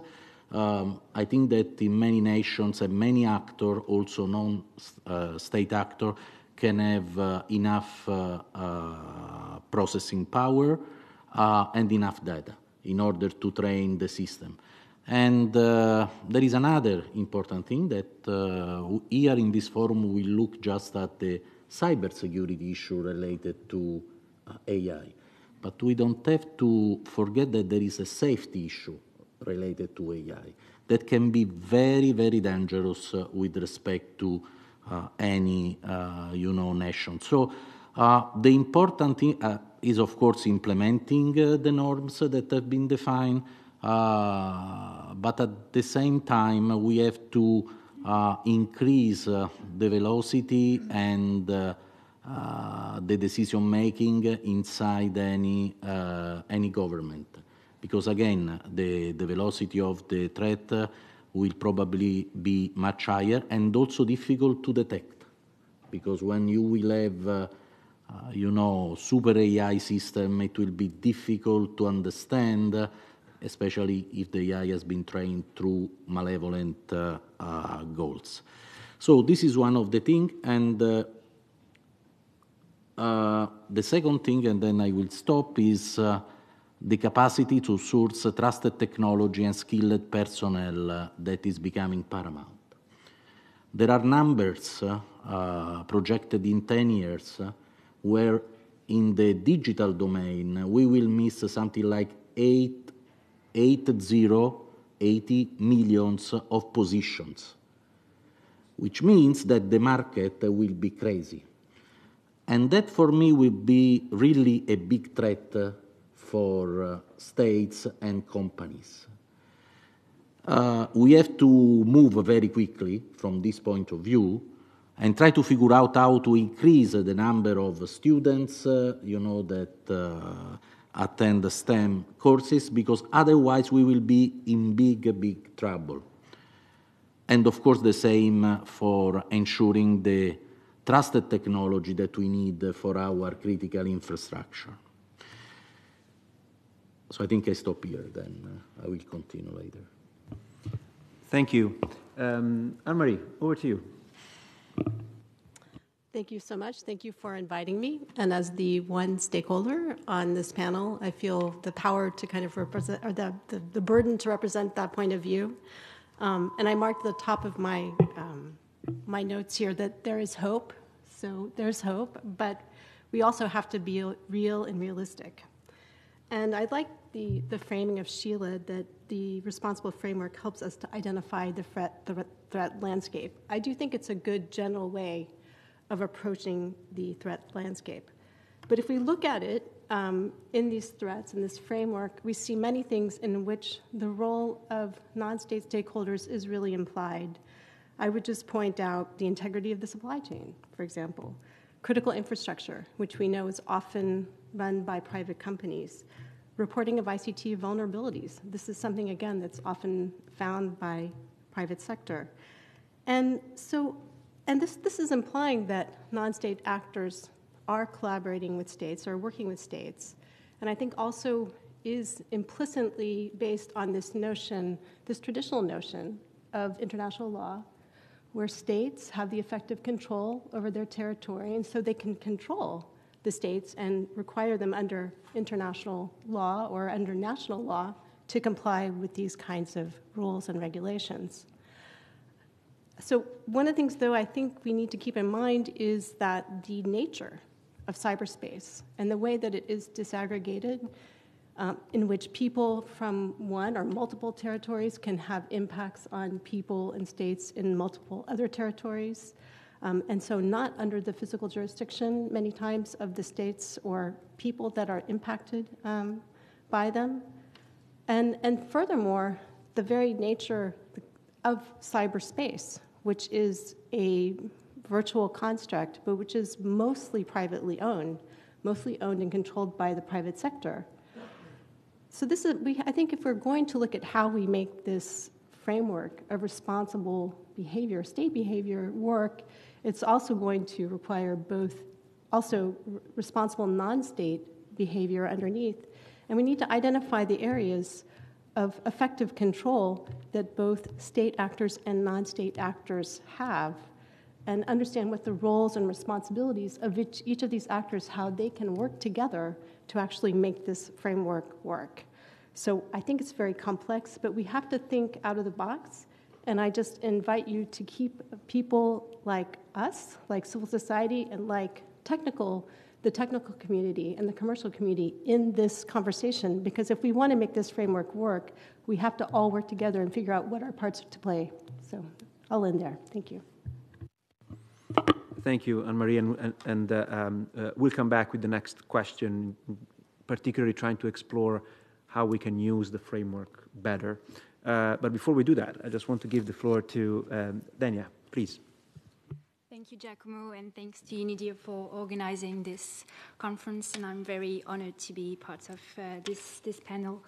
To answer the question, maybe I'll take one concrete example, which is the proliferation of commercial cyber intrusion capabilities. We've touched upon this morning and in the previous panel, but it's a threat that we as government have often overlooked over the last years when talking about the complexity of the threat actor landscape in the cyber domain. And there is a growing commercial market enabling the development, facilitation, purchase, and use of commercially available intrusion capabilities. And this expands the potential pool both of states and non-state actors with access to those capabilities. And this will, in turn, transform the existing cybersecurity landscape. And another important point is that this market relies on a very large economic ecosystem, which further complexifies the threat actor landscape. We're not only talking about one specific kind of products, but about a whole and complex market made of a variety of actors. So on the one hand, there are the actors looking at vectors, such as zero-day vulnerabilities, weaponizing them and selling them at the best price. Other actors specialize in hacking as a service activities. We've talked about this. And then the VCs and research and development ecosystem that enable these activities.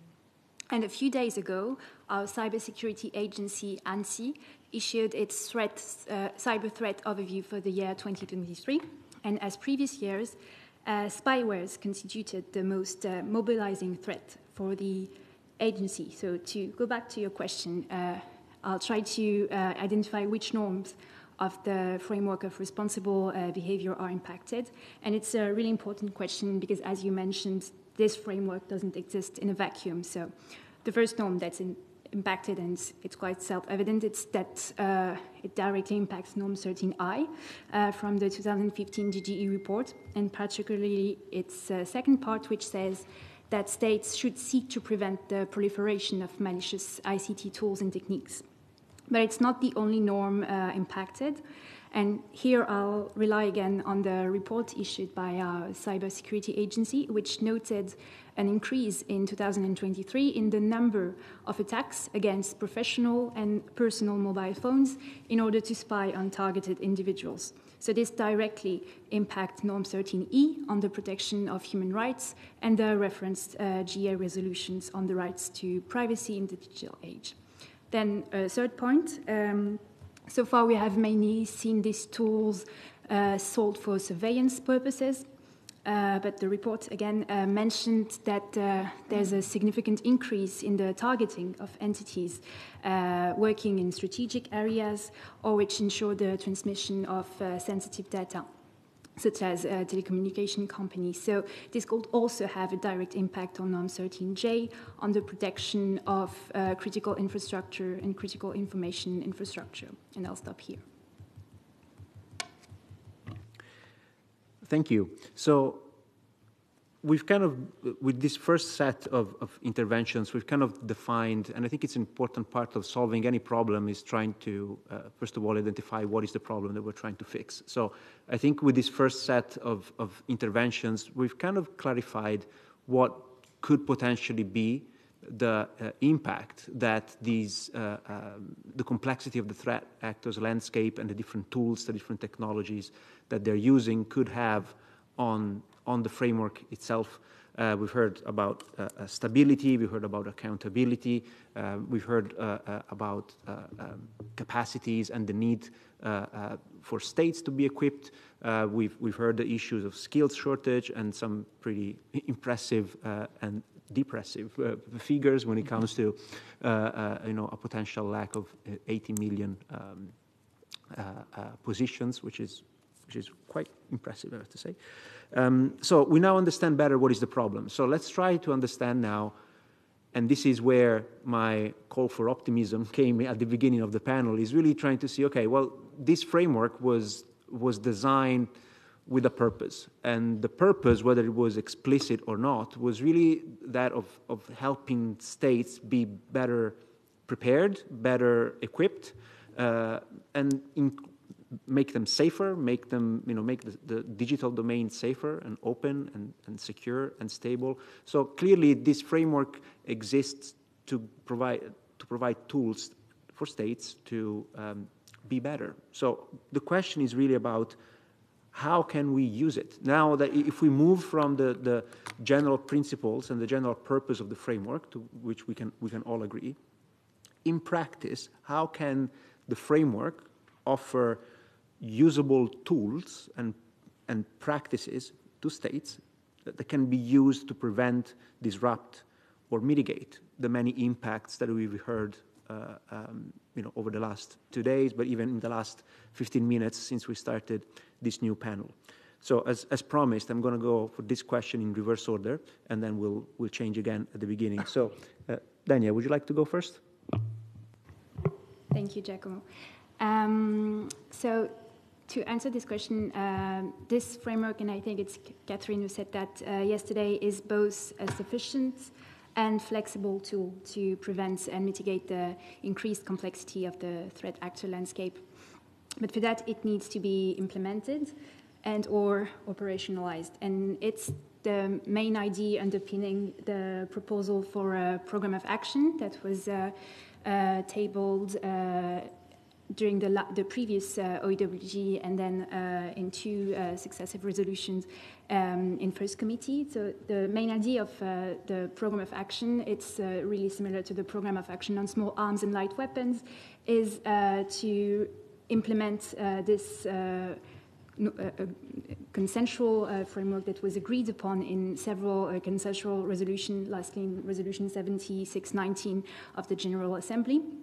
And to use a metaphor that was used by our head of cybersecurity at the French MFA, whom I'm representing today, it's the one of the POA as an operating system on which it would be possible to download and install various programs that would be regularly updated to keep pace with the security environment and would be open, accessible, and modifiable by all. So in our view, the most fruitful way for the OEWG, then the program of action to undertake would be to improve the implementation of two norms. So the norm on due diligence, norm 13C, which overlaps also with the norm on request for assistance, norm 13H. So maybe I'll just focus on due diligence.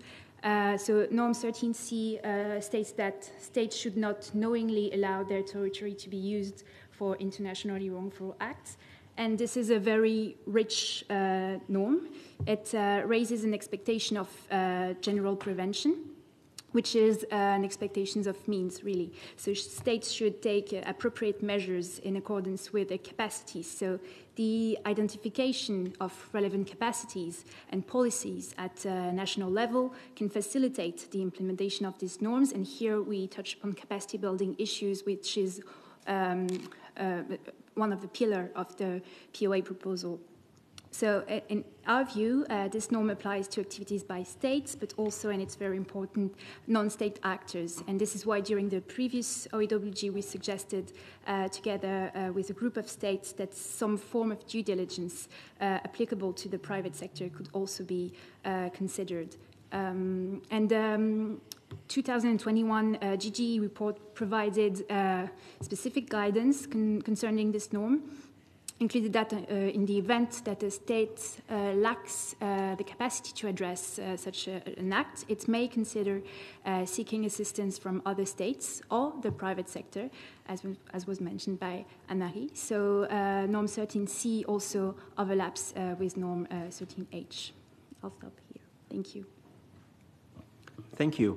And I'm just going to go on the other side of the table. And Anne-Marie, how do you see the framework being used as a tool in this context? Thank you. And so if we look at how to use the framework as a tool to prevent or disrupt or mitigate these impacts, these negative impacts, I think the first we should really look at what the framework is signaling and look at the different norms and what they're highlighting. We already mentioned that it helps to identify threats in a way that is also quite neutral and can evolve to a large degree with the way that technologies evolve.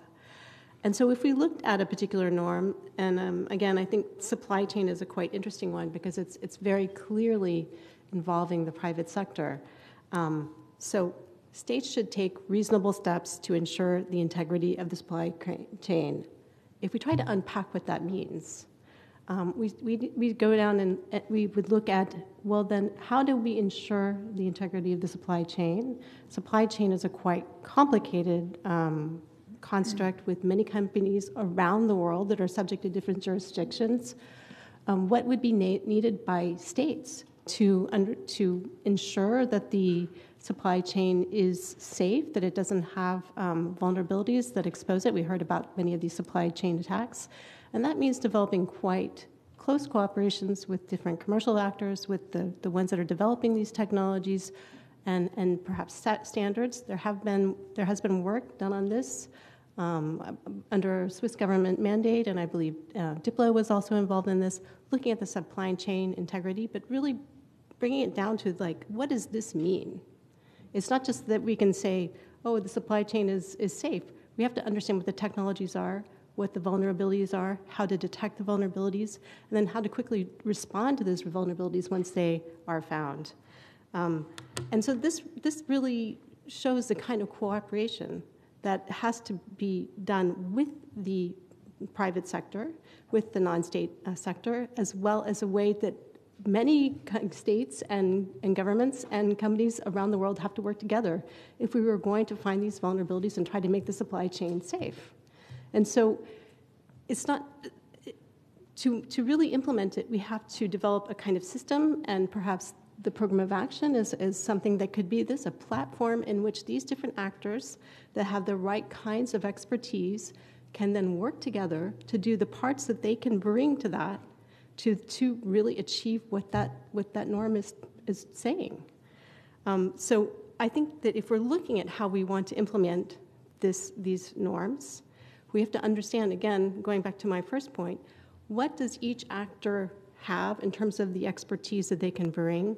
If we are wanting to ensure the integrity of supply chain, how can we do that? Who can do that? How do they work together in a way that is effective and that can actually help to really ensure that integrity, and then help ensure the security for all of us? So I'm very optimistic if we can work together. And so that will be one of the themes that I think is really important, is how can we figure out, each of us with our different perspectives, our different backgrounds, how can we work together to make this framework work? Thank you. Thank you, and I'm happy that I'm starting to bring you towards the optimistic approach. And let's see if I'm as effective with Roberto, that earlier was like, let's not be too optimistic. But what is your perspective around using the framework in this context? I am still pessimistic for two main reasons. I mean, I concur definitely with what Anne-Marie said, right? That we really need to work in a multi-stakeholder environment because, the private sector created the internet, is delivering services, it has the best talent. So how we can do anything without their help? So this is something really that we have to think about. But coming back to the framework, let's just think about, the information sharing, which is the basic of any. Maybe we share information about WannaCry, but I don't think that we go to share information about any APT, operation, because you have national security concern behind. And as the overlapping with national security is so huge at the level of cybersecurity, it's very difficult to implement in an effective way information sharing. We can talk about that, but even in Europe, for example, where we have a lot of, specific channel of communication, we built up several networks, but still, I don't see numbers that justify, the number of, let's say, incidents that I would expect happen in Europe in 1 year. Which means that, sharing information is not that easy. Then we don't have to forget that what is doing an APT now is what will do a cyber crew in the next maybe 2 years. So really, we need to think out of the box and to come up with initiative. Again, I am not saying that, I was at US NIST when there was the first cybersecurity framework, and I brought the cybersecurity framework in Italy. So I'm not saying that we don't have to do that. We have to do that, but at the same time, we have to increase the capacity, also working with other parties to share information, but also to try to work together. It's difficult. I understand. I am not sure that we will be able to do it shortly, but it's the only way that we have, because if we work in isolation, no one is safe. Because coming back to the argument that I addressed in the first answer, we will have, new technologies coming, and the hybridation of the threat will be exponential. Meaning that, we are looking now at vulnerabilities, okay, there is an intrusion, there is something that is doing, but when AI capacity will be really on the field, then it will be much harder to provide an answer, a response.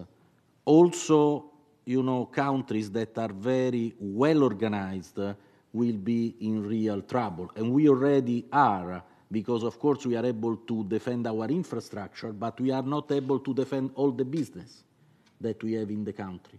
So that's why I think it's a long run, but we have to push on the accelerator and try to think to new form of cooperation in order to speed up, the response that I think has to be very quick in the next years.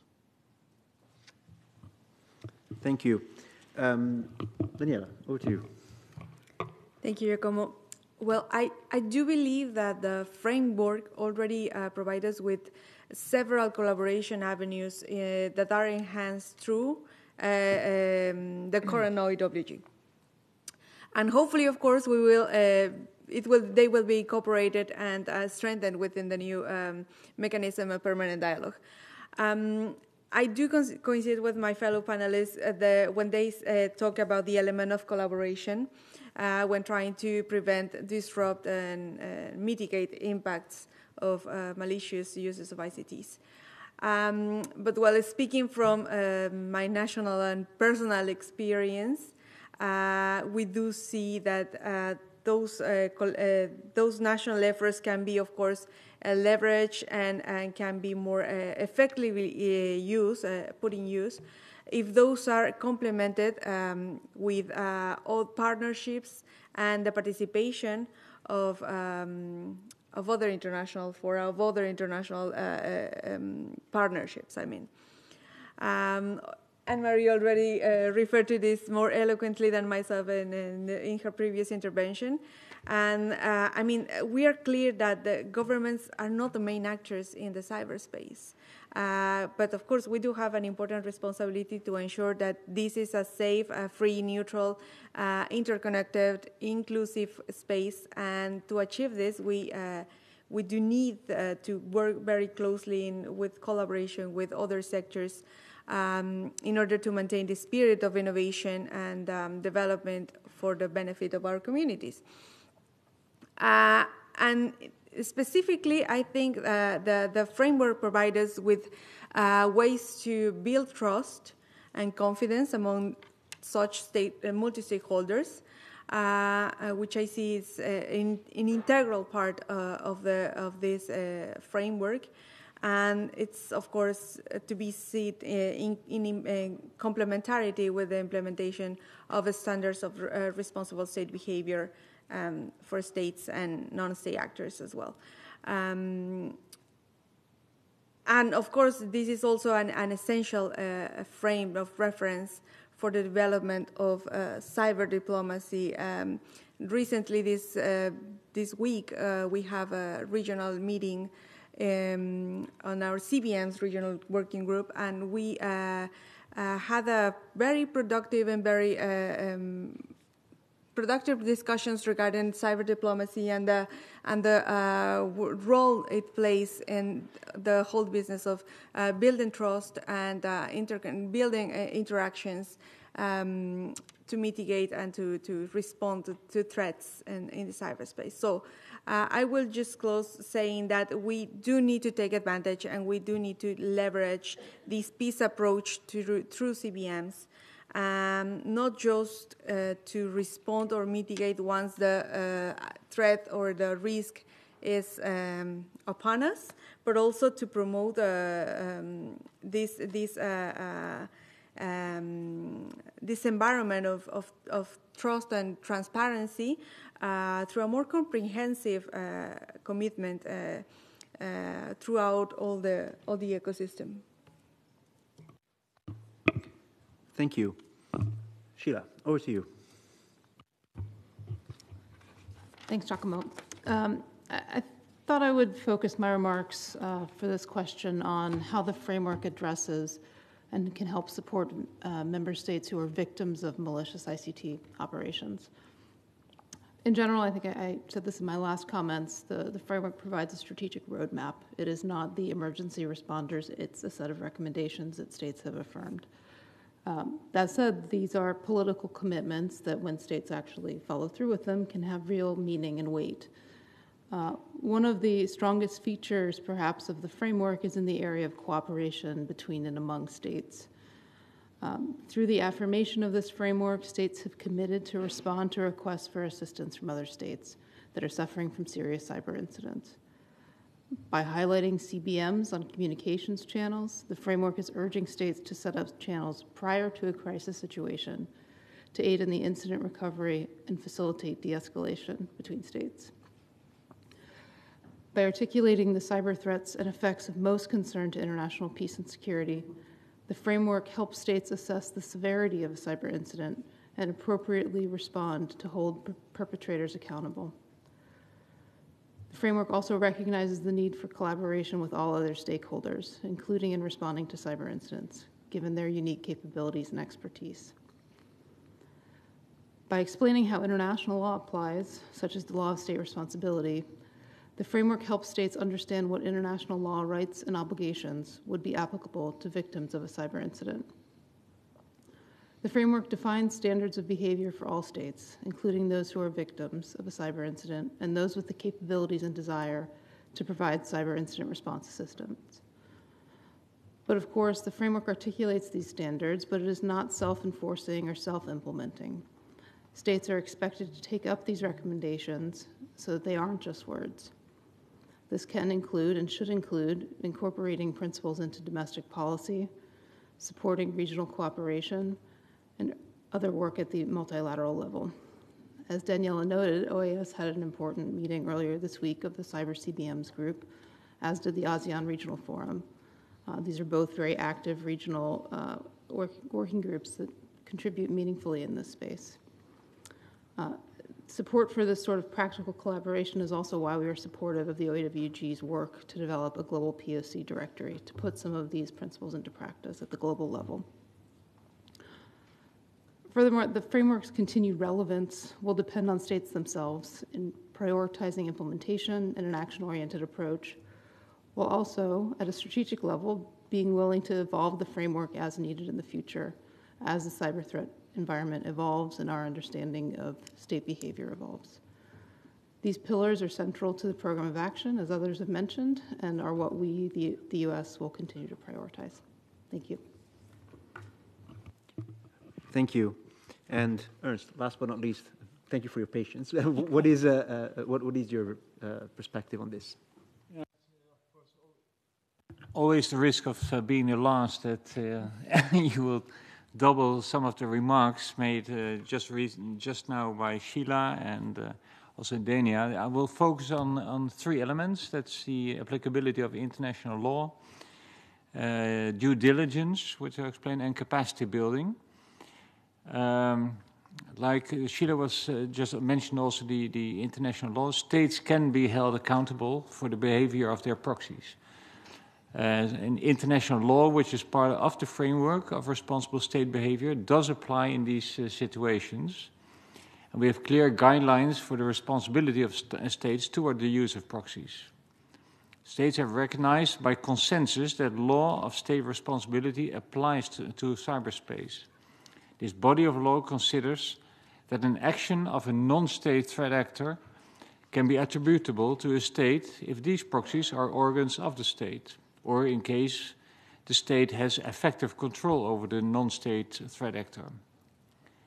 As you all know, this body of law mostly applies between states. This means that there must be evidence or a high degree of control by states over these particular hacker groups to hold the state from the territory of which these hackers operate accountable. This is difficult, but not impossible, to be optimistic. And we're getting better at establishing links between states and their proxies through technical analysis. And I think in this point also the multi-stakeholder approach, we need to work together with the private sector, with NGOs, with academics to approach this. Now the other point on due diligence, this was also mentioned by Dania. States have agreed not knowingly allow the territory to be used for international wrongful acts using ICTs. And the Netherlands also refers to this norm as due diligence. And we recognize it is not only as a non-binding norm, but also as a rule of international law that applies in cyberspace. On the basis of due diligence, states should stop hacker groups operating from the territory. Of their actions violate the rights of other states, such as sovereignty. This due diligence obligation only applies if the state can reasonably know that these hackers are active on the territory. So if they have this knowledge, states are expected to do what's feasible for them. And I cannot stress this point enough, this rule does not prescribe that states are responsible for monitoring and mitigating all malicious activities undertaken from their territory. Now on capacity building, which was also mentioned, the importance of this, also under the POA, it's an important topic. To implement these norms requires capacity, having a CERT, having platforms to exchange and formulate requests for assistance, such as POC directory or a regional alternative, and so forth. This, of course, requires international cooperation and capacity building, something the Netherlands is very actively supporting, including through the Global Forum on Cyber Expertise, and also through the support of the UNIDIR project, Unpacking Cyber Capabilities, which concerns or deals with the implementation of norms and CBMs. The open-ended working group is well placed to advance the implementation as well. We particularly welcome the efforts of the open-ended working group led by the chair to develop a norms implementation checklist. We believe this provides an important basis for states to identify what they are already doing to implement the norms and to articulate their outstanding needs. Thank you. Thank you, and thank you also for highlighting the checklist that the chair has put forward that is linked to the work that you also mentioned that we conducted on really trying to go beyond the text of the norms and try to understand what are the actual capabilities that would be needed for states to be able to actually implement them. So this is a report that you can access on our website. It has two parts, one that looks at the framework more in general, and the second part that instead looks specifically based on specific threats that states may consider priority threats. What exactly are the nuanced capabilities that could be needed in order to implement the framework in the context of that threat? And this was a plug of shameless self-promotion, but it's important. It's a very useful report. Please go and have a look. So the last question that I have before we go to Slido, because there are quite a few very interesting questions that we received from the audience, kind of builds on the idea that the framework is a framework. It's a starting point. It sets kind of a strategic roadmap, so to speak, of what states could and should do, but it doesn't necessarily in itself offer all of the answers and all of the solutions. So the question is, what other mechanisms, perhaps even mechanisms that are residing outside of the UN, whether they're regional, whether they're national, whether they are grouping of states that decide to cooperate in a different manner, how are these mechanisms, how could they be leveraged, again, in the context of mitigating and preventing threats? And I'm going to reverse once again the order, so Ambassador, first. Maybe again some reason for optimism, because I think there are different initiatives ongoing. First of all, of course, criminal activities can be addressed through law enforcement cooperation platforms such as Interpol, Europol, which are very active on these topics. And states could also seek to cooperate under the Budapest Convention on Cybercrime, which more and more states are signing up to, and allows also, for example, for mutual legal assistance requests to enable prosecution of cybercriminals. And at the national level, coordinated vulnerability disclosure policies, so-called CVDs, can help to curtail the proliferation of vulnerabilities and curb the threat of non-state threat actors. And we have various bounty hunter programs that incentivize ethical hackers to find and report vulnerabilities. And of course, there's the counter ransomware initiative ongoing. And there are initiatives taken up also by France and the UK to counter the uncontrolled proliferation and the misuse of commercial intrusion capabilities or spyware. So these are a number of examples, and probably there are more, which show that also outside the UN framework we can make steps to counter these acts, criminal acts in cyberspace. Thank you. And I'm giving the floor now to Sheila. I'm assuming you want to elaborate on the ransomware initiative, right? Please. That was well coordinated without being intentional. Perfect. Yeah, because I did really want to focus in on the counter ransomware initiative during this discussion, because I think it provides a really good example of building off of the really strong foundation of the framework and the need for other forms of international cooperation to deal with specific cyber threats. According to the White House, ransomware is the most prolific and disruptive cyber threat worldwide at this moment in time. Its hallmarks include extortion of funds, disrupting critical services, and stealing sensitive data. In the first half of 2023, attacks rose 43% from 2022. Ransomware demands amounts are also rising.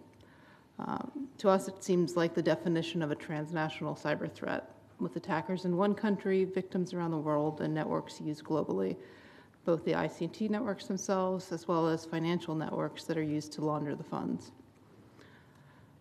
In looking at a process like the counter ransomware initiative, we see its value on many fronts. It helps draw political level attention to a specific threat or behavior of concern and enables increased technical and practical collaboration on the threat. These sorts of processes can be resource intensive, but valuable, particularly when the threat is significant and the activity of concern has unique features or challenges that warrant dedicated work. Counter ransomware initiative has a few priority areas of work. The first is enhancing international capabilities to disrupt ransomware attacks, including through capacity building programs. Improving law enforcement and policy collaboration, as well as encouraging increased information sharing, including threat indicators and requests for assistance. CRI also seeks to undermine the actors themselves, including by tackling the illicit cryptocurrency wallets used by these actors and publicly committing to discouraging ransom payments to criminals engaging in this behavior.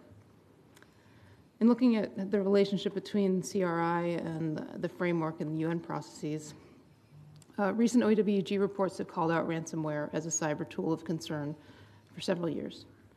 We view processes like CRI as complementary to the OWG and the framework itself. In fact, if you look at the 2023 CRI Summit Statement, states reaffirmed the framework of responsible state behavior and highlighted that the group's approaches are consistent with the framework's principles. These sorts of commitments and the practical work of the group are building upon and reinforcing those that all states have made in the UN. Thank you. Thank you. Daniela, over to you. Thank you, Giacomo. Yesterday, someone was referring to cybersecurity as beyond these walls. So this is kind of the beauty of your question, because it's not just within this building, right? So 3 ideas come to mind. First, regional organizations or key associations. I prefer to call it strategic associations. Depending on which part of the world you are, this may have several variations. But progress at the regional level has been fundamental, particularly for Mexico and within the OAS, in terms of training, awareness-raising programs for governmental officials to improve their understanding of the normative framework and the importance of cybersecurity for all, as well as other initiatives directed for civil society. Leverage, of course, experiences from the regional perspective to the UN level are also very valuable and highly to consider. For instance, I'm thinking particularly in the POC Global Directory. These initiatives and these regional collaborations are also valuable to be able to trigger cooperation through the region or bilateral mechanisms as a key element to respond and mitigate risk and threats. And also, of course, to be able to activate strategic alliances, as I was referring, including the assistance of experts and leaders in cybersecurity from public, but also private sector, civil society, academia, where they converge to find innovative solutions to boost the use of technological tools regardless of socioeconomic or generational conditions. And I'm glad that Sheila referred to the counter-Russian ransomware initiative as well, because this has proven to be a valuable initiative, particularly for our response teams back home. Second, the capacity building, of course. The development of cyber capabilities remains fundamental for most of us in the room, as it contributes in a very concrete way to close the digital divide that currently exists in our world. GFC has become our reference in this regard, I think, and we're proud members of this community. And also, Roberto was referring to capacity building in his first intervention. But this is a fact that we do need more cybersecurity specialists, and we have a great opportunity to cultivate the enormous talents that exist in our countries and regions and on the matter. And I don't just mean the management of infrastructure or operative level, but also regarding policymakers and the ones who are making the decisions. And the third element is to look with different glasses. This might not be a process itself, but it's more like an additional element for the conversation. We all get deeper into 21st century, there is a need to bear in mind and address gender and race biases in ICTs, and how those biases are being incorporated in while developing these technologies, these new technologies, the development technologies. As well as, of course, the differentiated impact of those in the civil population. This was also mentioned yesterday while talking about how AI is changing the threats landscape. So, yeah, I will stop there. Thank you. And now over to you, Roberto, please. Yeah, so I think that this answer will be a little bit more optimistic in the sense that the counter-ransomware initiative is really something good. For a few reasons. Because it put together, as Sheila said, different group of people that fight from different angles, the threat. In that case, it is more easy because, we have criminals in front of us.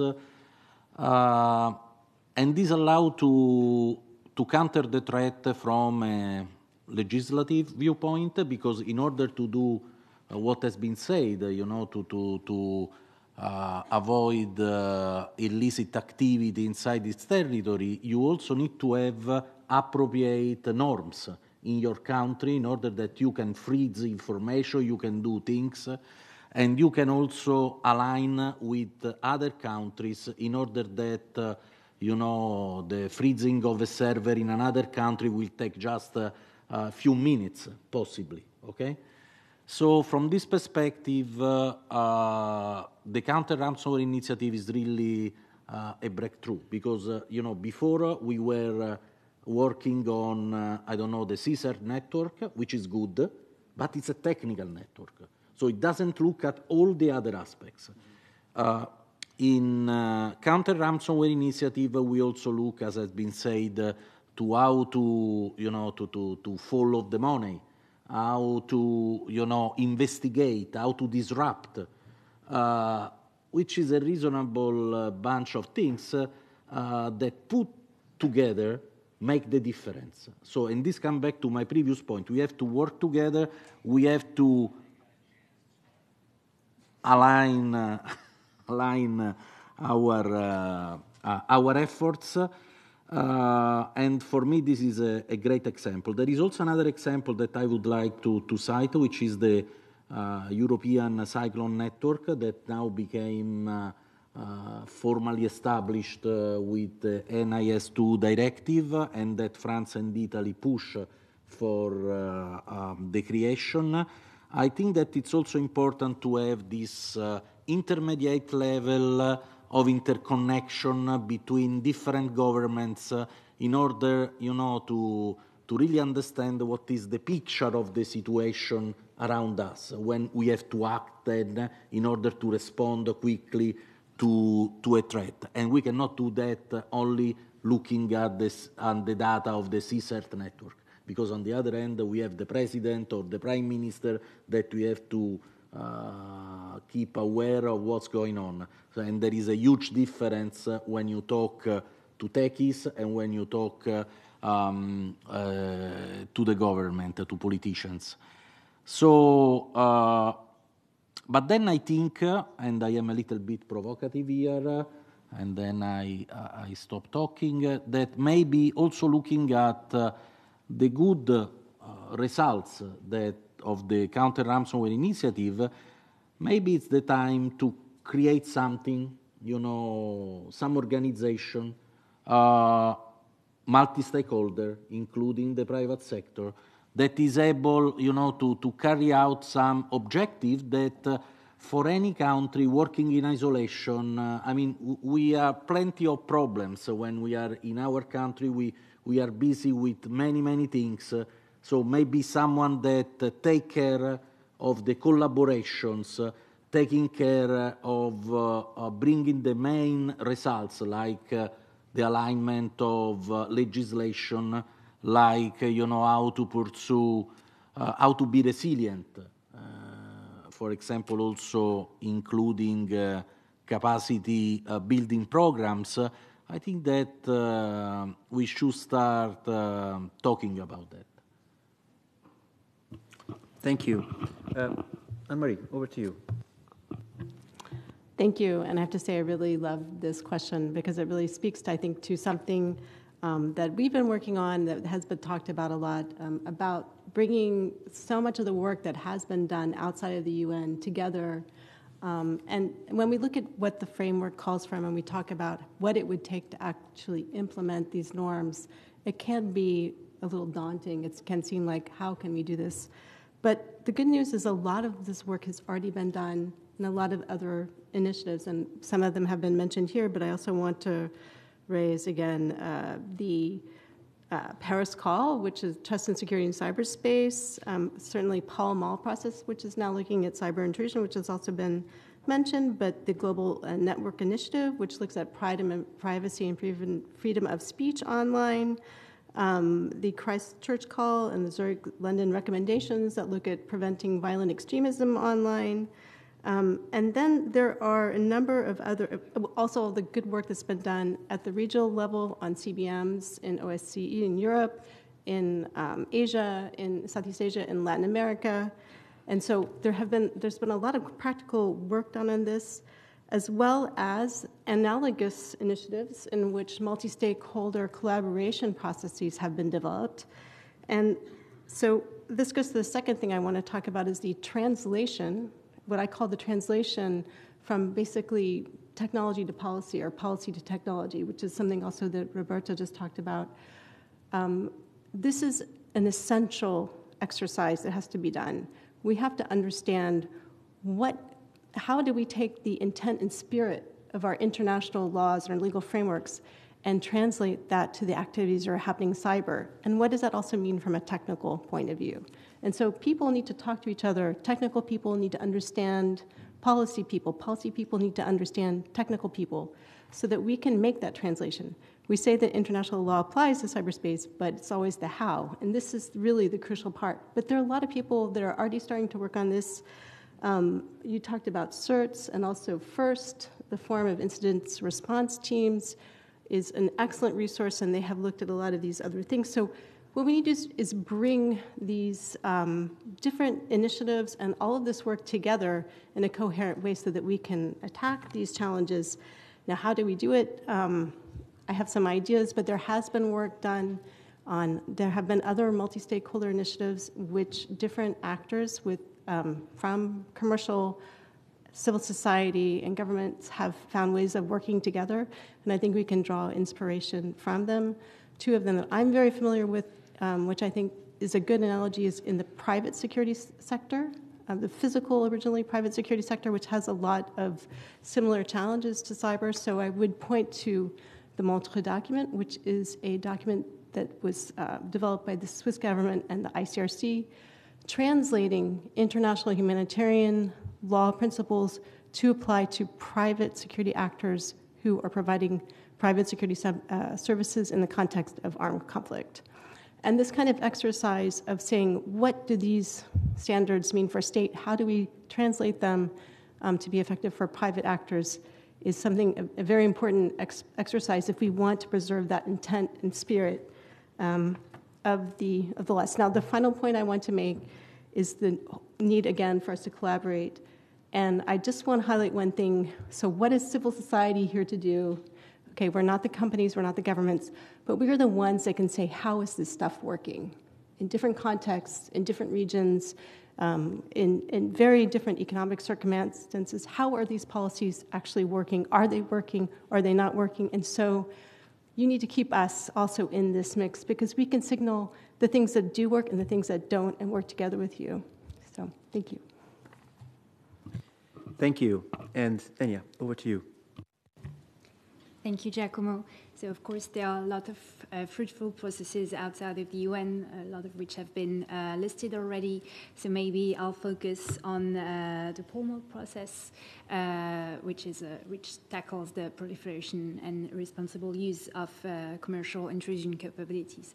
So maybe going a little back in time, it was mentioned this morning by Elaine. So France and the United Kingdom proposed the inclusion of intrusion software in the control list of the WASNAR arrangements, which is on export control for conventional arms and dual-use goods and technologies.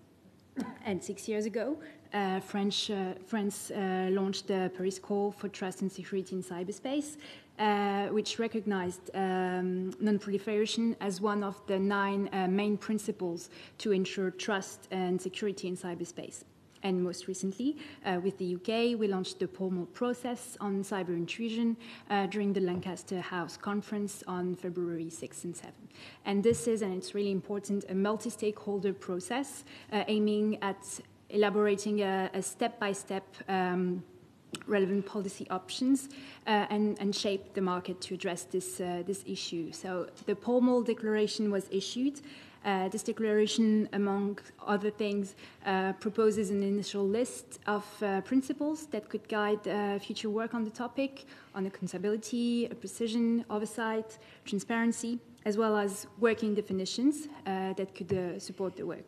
And the formal process will formally reconvene in 2025 for its second meeting in Paris. And the second point I would like to make is that though we have all this existing processes outside of the UN still has a fundamental role to play in cybersecurity. It has been working on the issue for 25 years now. And to safeguard that role, what we need to do, and I really concur with what Anne-Marie has just said, is to bring the multi-stakeholder community in. And that's precisely what we're trying to do with the program of action, and we're trying to feed in that reflection for the future of the regular institutional dialogue. And a third point and last point, there's a need for coherence between all these processes. We need to make sure, and it was said this morning as well, that they are mutually reinforcing and that, they're going in the same direction. And I'll stop there. Thank you. Thank you. Thank you very much to all of you for going through this question so thoroughly and sharing with us your perspectives. We have 10 minutes before we finish the conference, and we will be finishing on time, I promise, also because we have to release the technical support here. But there are a couple of questions that have been submitted by the audience that I really want to go through. I'll start with what I hope it's a relatively easy one for the panel to address. And it's actually the combination of two questions that are quite similar in spirit, which is, so the question reads, how can the international community leverage the OIWG or any future institutional dialogue to better coordinate collective responses to specific threats? So we talked about ransomware and how great the counter-ransomware initiative is or has been. What can we do? How can the whole international community leverage the multilateral instruments that we have to perhaps expand the scope of these collective defense or collective response mechanisms in relation to specific threat? Pick ransomware, for example, or any other. You've pretty much all spoken so well about the counter-ransomware initiative, so I hope that you feel that you can take this question. Anyone would like to have a go? Would you? I think that the way to improve the response and the coordination is to provide to countries good things, meaning that really we need to approach the problem from several angles. And I come back to one of the examples that I did before. When we talk about AI, we cannot only limit ourselves to talk about the cybersecurity of AI, which is one aspect, but then you add the safety. My fear is that one day we will talk here about the cybersecurity of AI, and in the other room that we talk about the safety of AI, which means that you will have vulnerability in the middle. So the most important thing is to face the threat from different angles, and again, we have a lot of angles to look at, starting from how we will be able to source with good talent in the next 10 years. And then if a nation see that from that forum can get good answer, good practices, then I think it can work. But we cannot look at the problem, at the threat, only from a single perspective, because this doesn't work. Because again, the threat will be hybridized very soon, and the number of hybridization can be exponential. And we have really to look at many angles too. Thank you. Anyone else would like to have a go at this, perhaps? Ernst?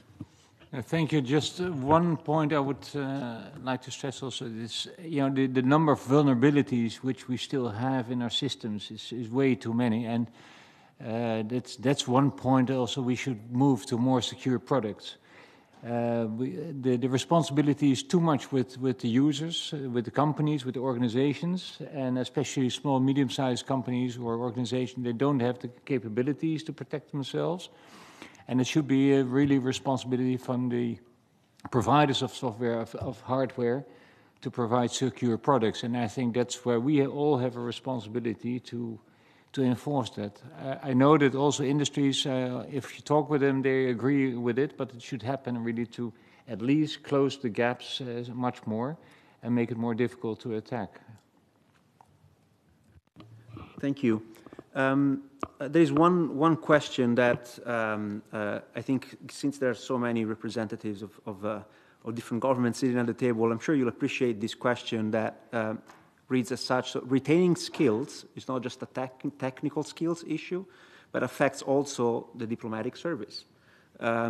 Rotation schemes often mean that skilled or trained diplomats that have been engaged in these discussions, they change posts, they go away, and with them goes all of the kind of memory, knowledge of what has been discussed. So how can member states cope with such challenge?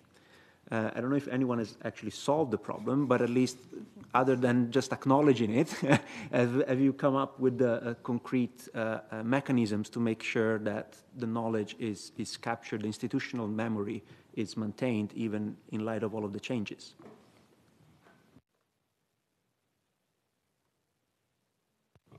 If I may go. I think this is also from the regional perspective, not just my perspective as Mexico. But we have this thing in the region quite often, that diplomats coming and going, but some key pillars remain, and they are seen as the reference. Not just, I mean, this is about creating networks, and that's what I'm trying to transmit. It's not just within the government or the institutions, but also the ability of creating these networks across the board and across different sectors. That's what also gives you and provides you with this resilience and historic memory to be able to cope and to continue processes.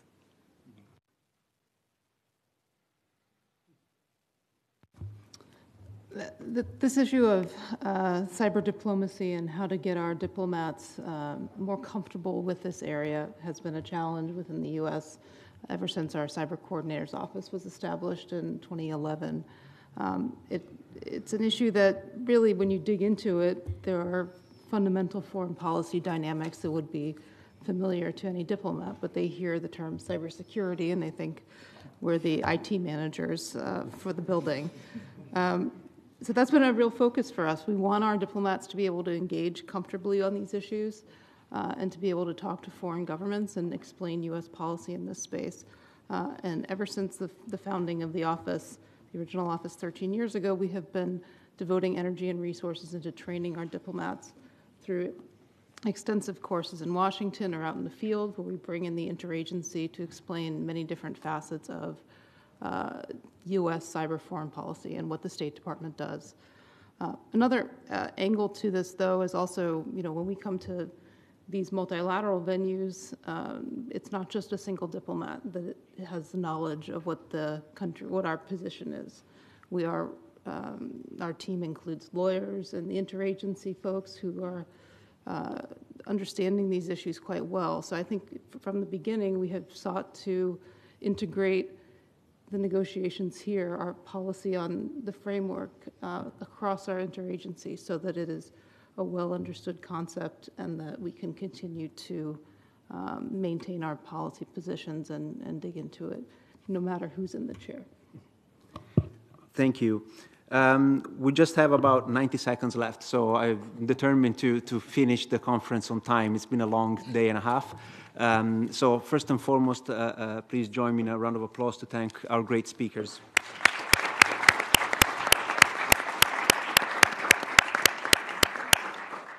So I think what is left to do in the next 60 seconds is really to express my gratitude to a number of people here in the room. First of all, starting with you, the audience, here in person and online, for staying with us until late, and a particular acknowledgement and shout out to the many Women in Cyber Fellows that have joined us this afternoon. So thank you so much for being here.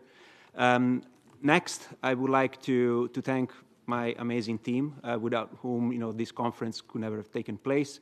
in particular those that maybe did not have the chance to be on stage, but without whom nothing would have happened. In particular, my colleague Wenting and Elia over there, Lenka here in front of me, but also colleagues in Geneva that have stayed up late to do live tweeting of all of the amazing things we've been hearing and to make sure that WebEx was running. So thank you, Jessica and Natalia online for helping us.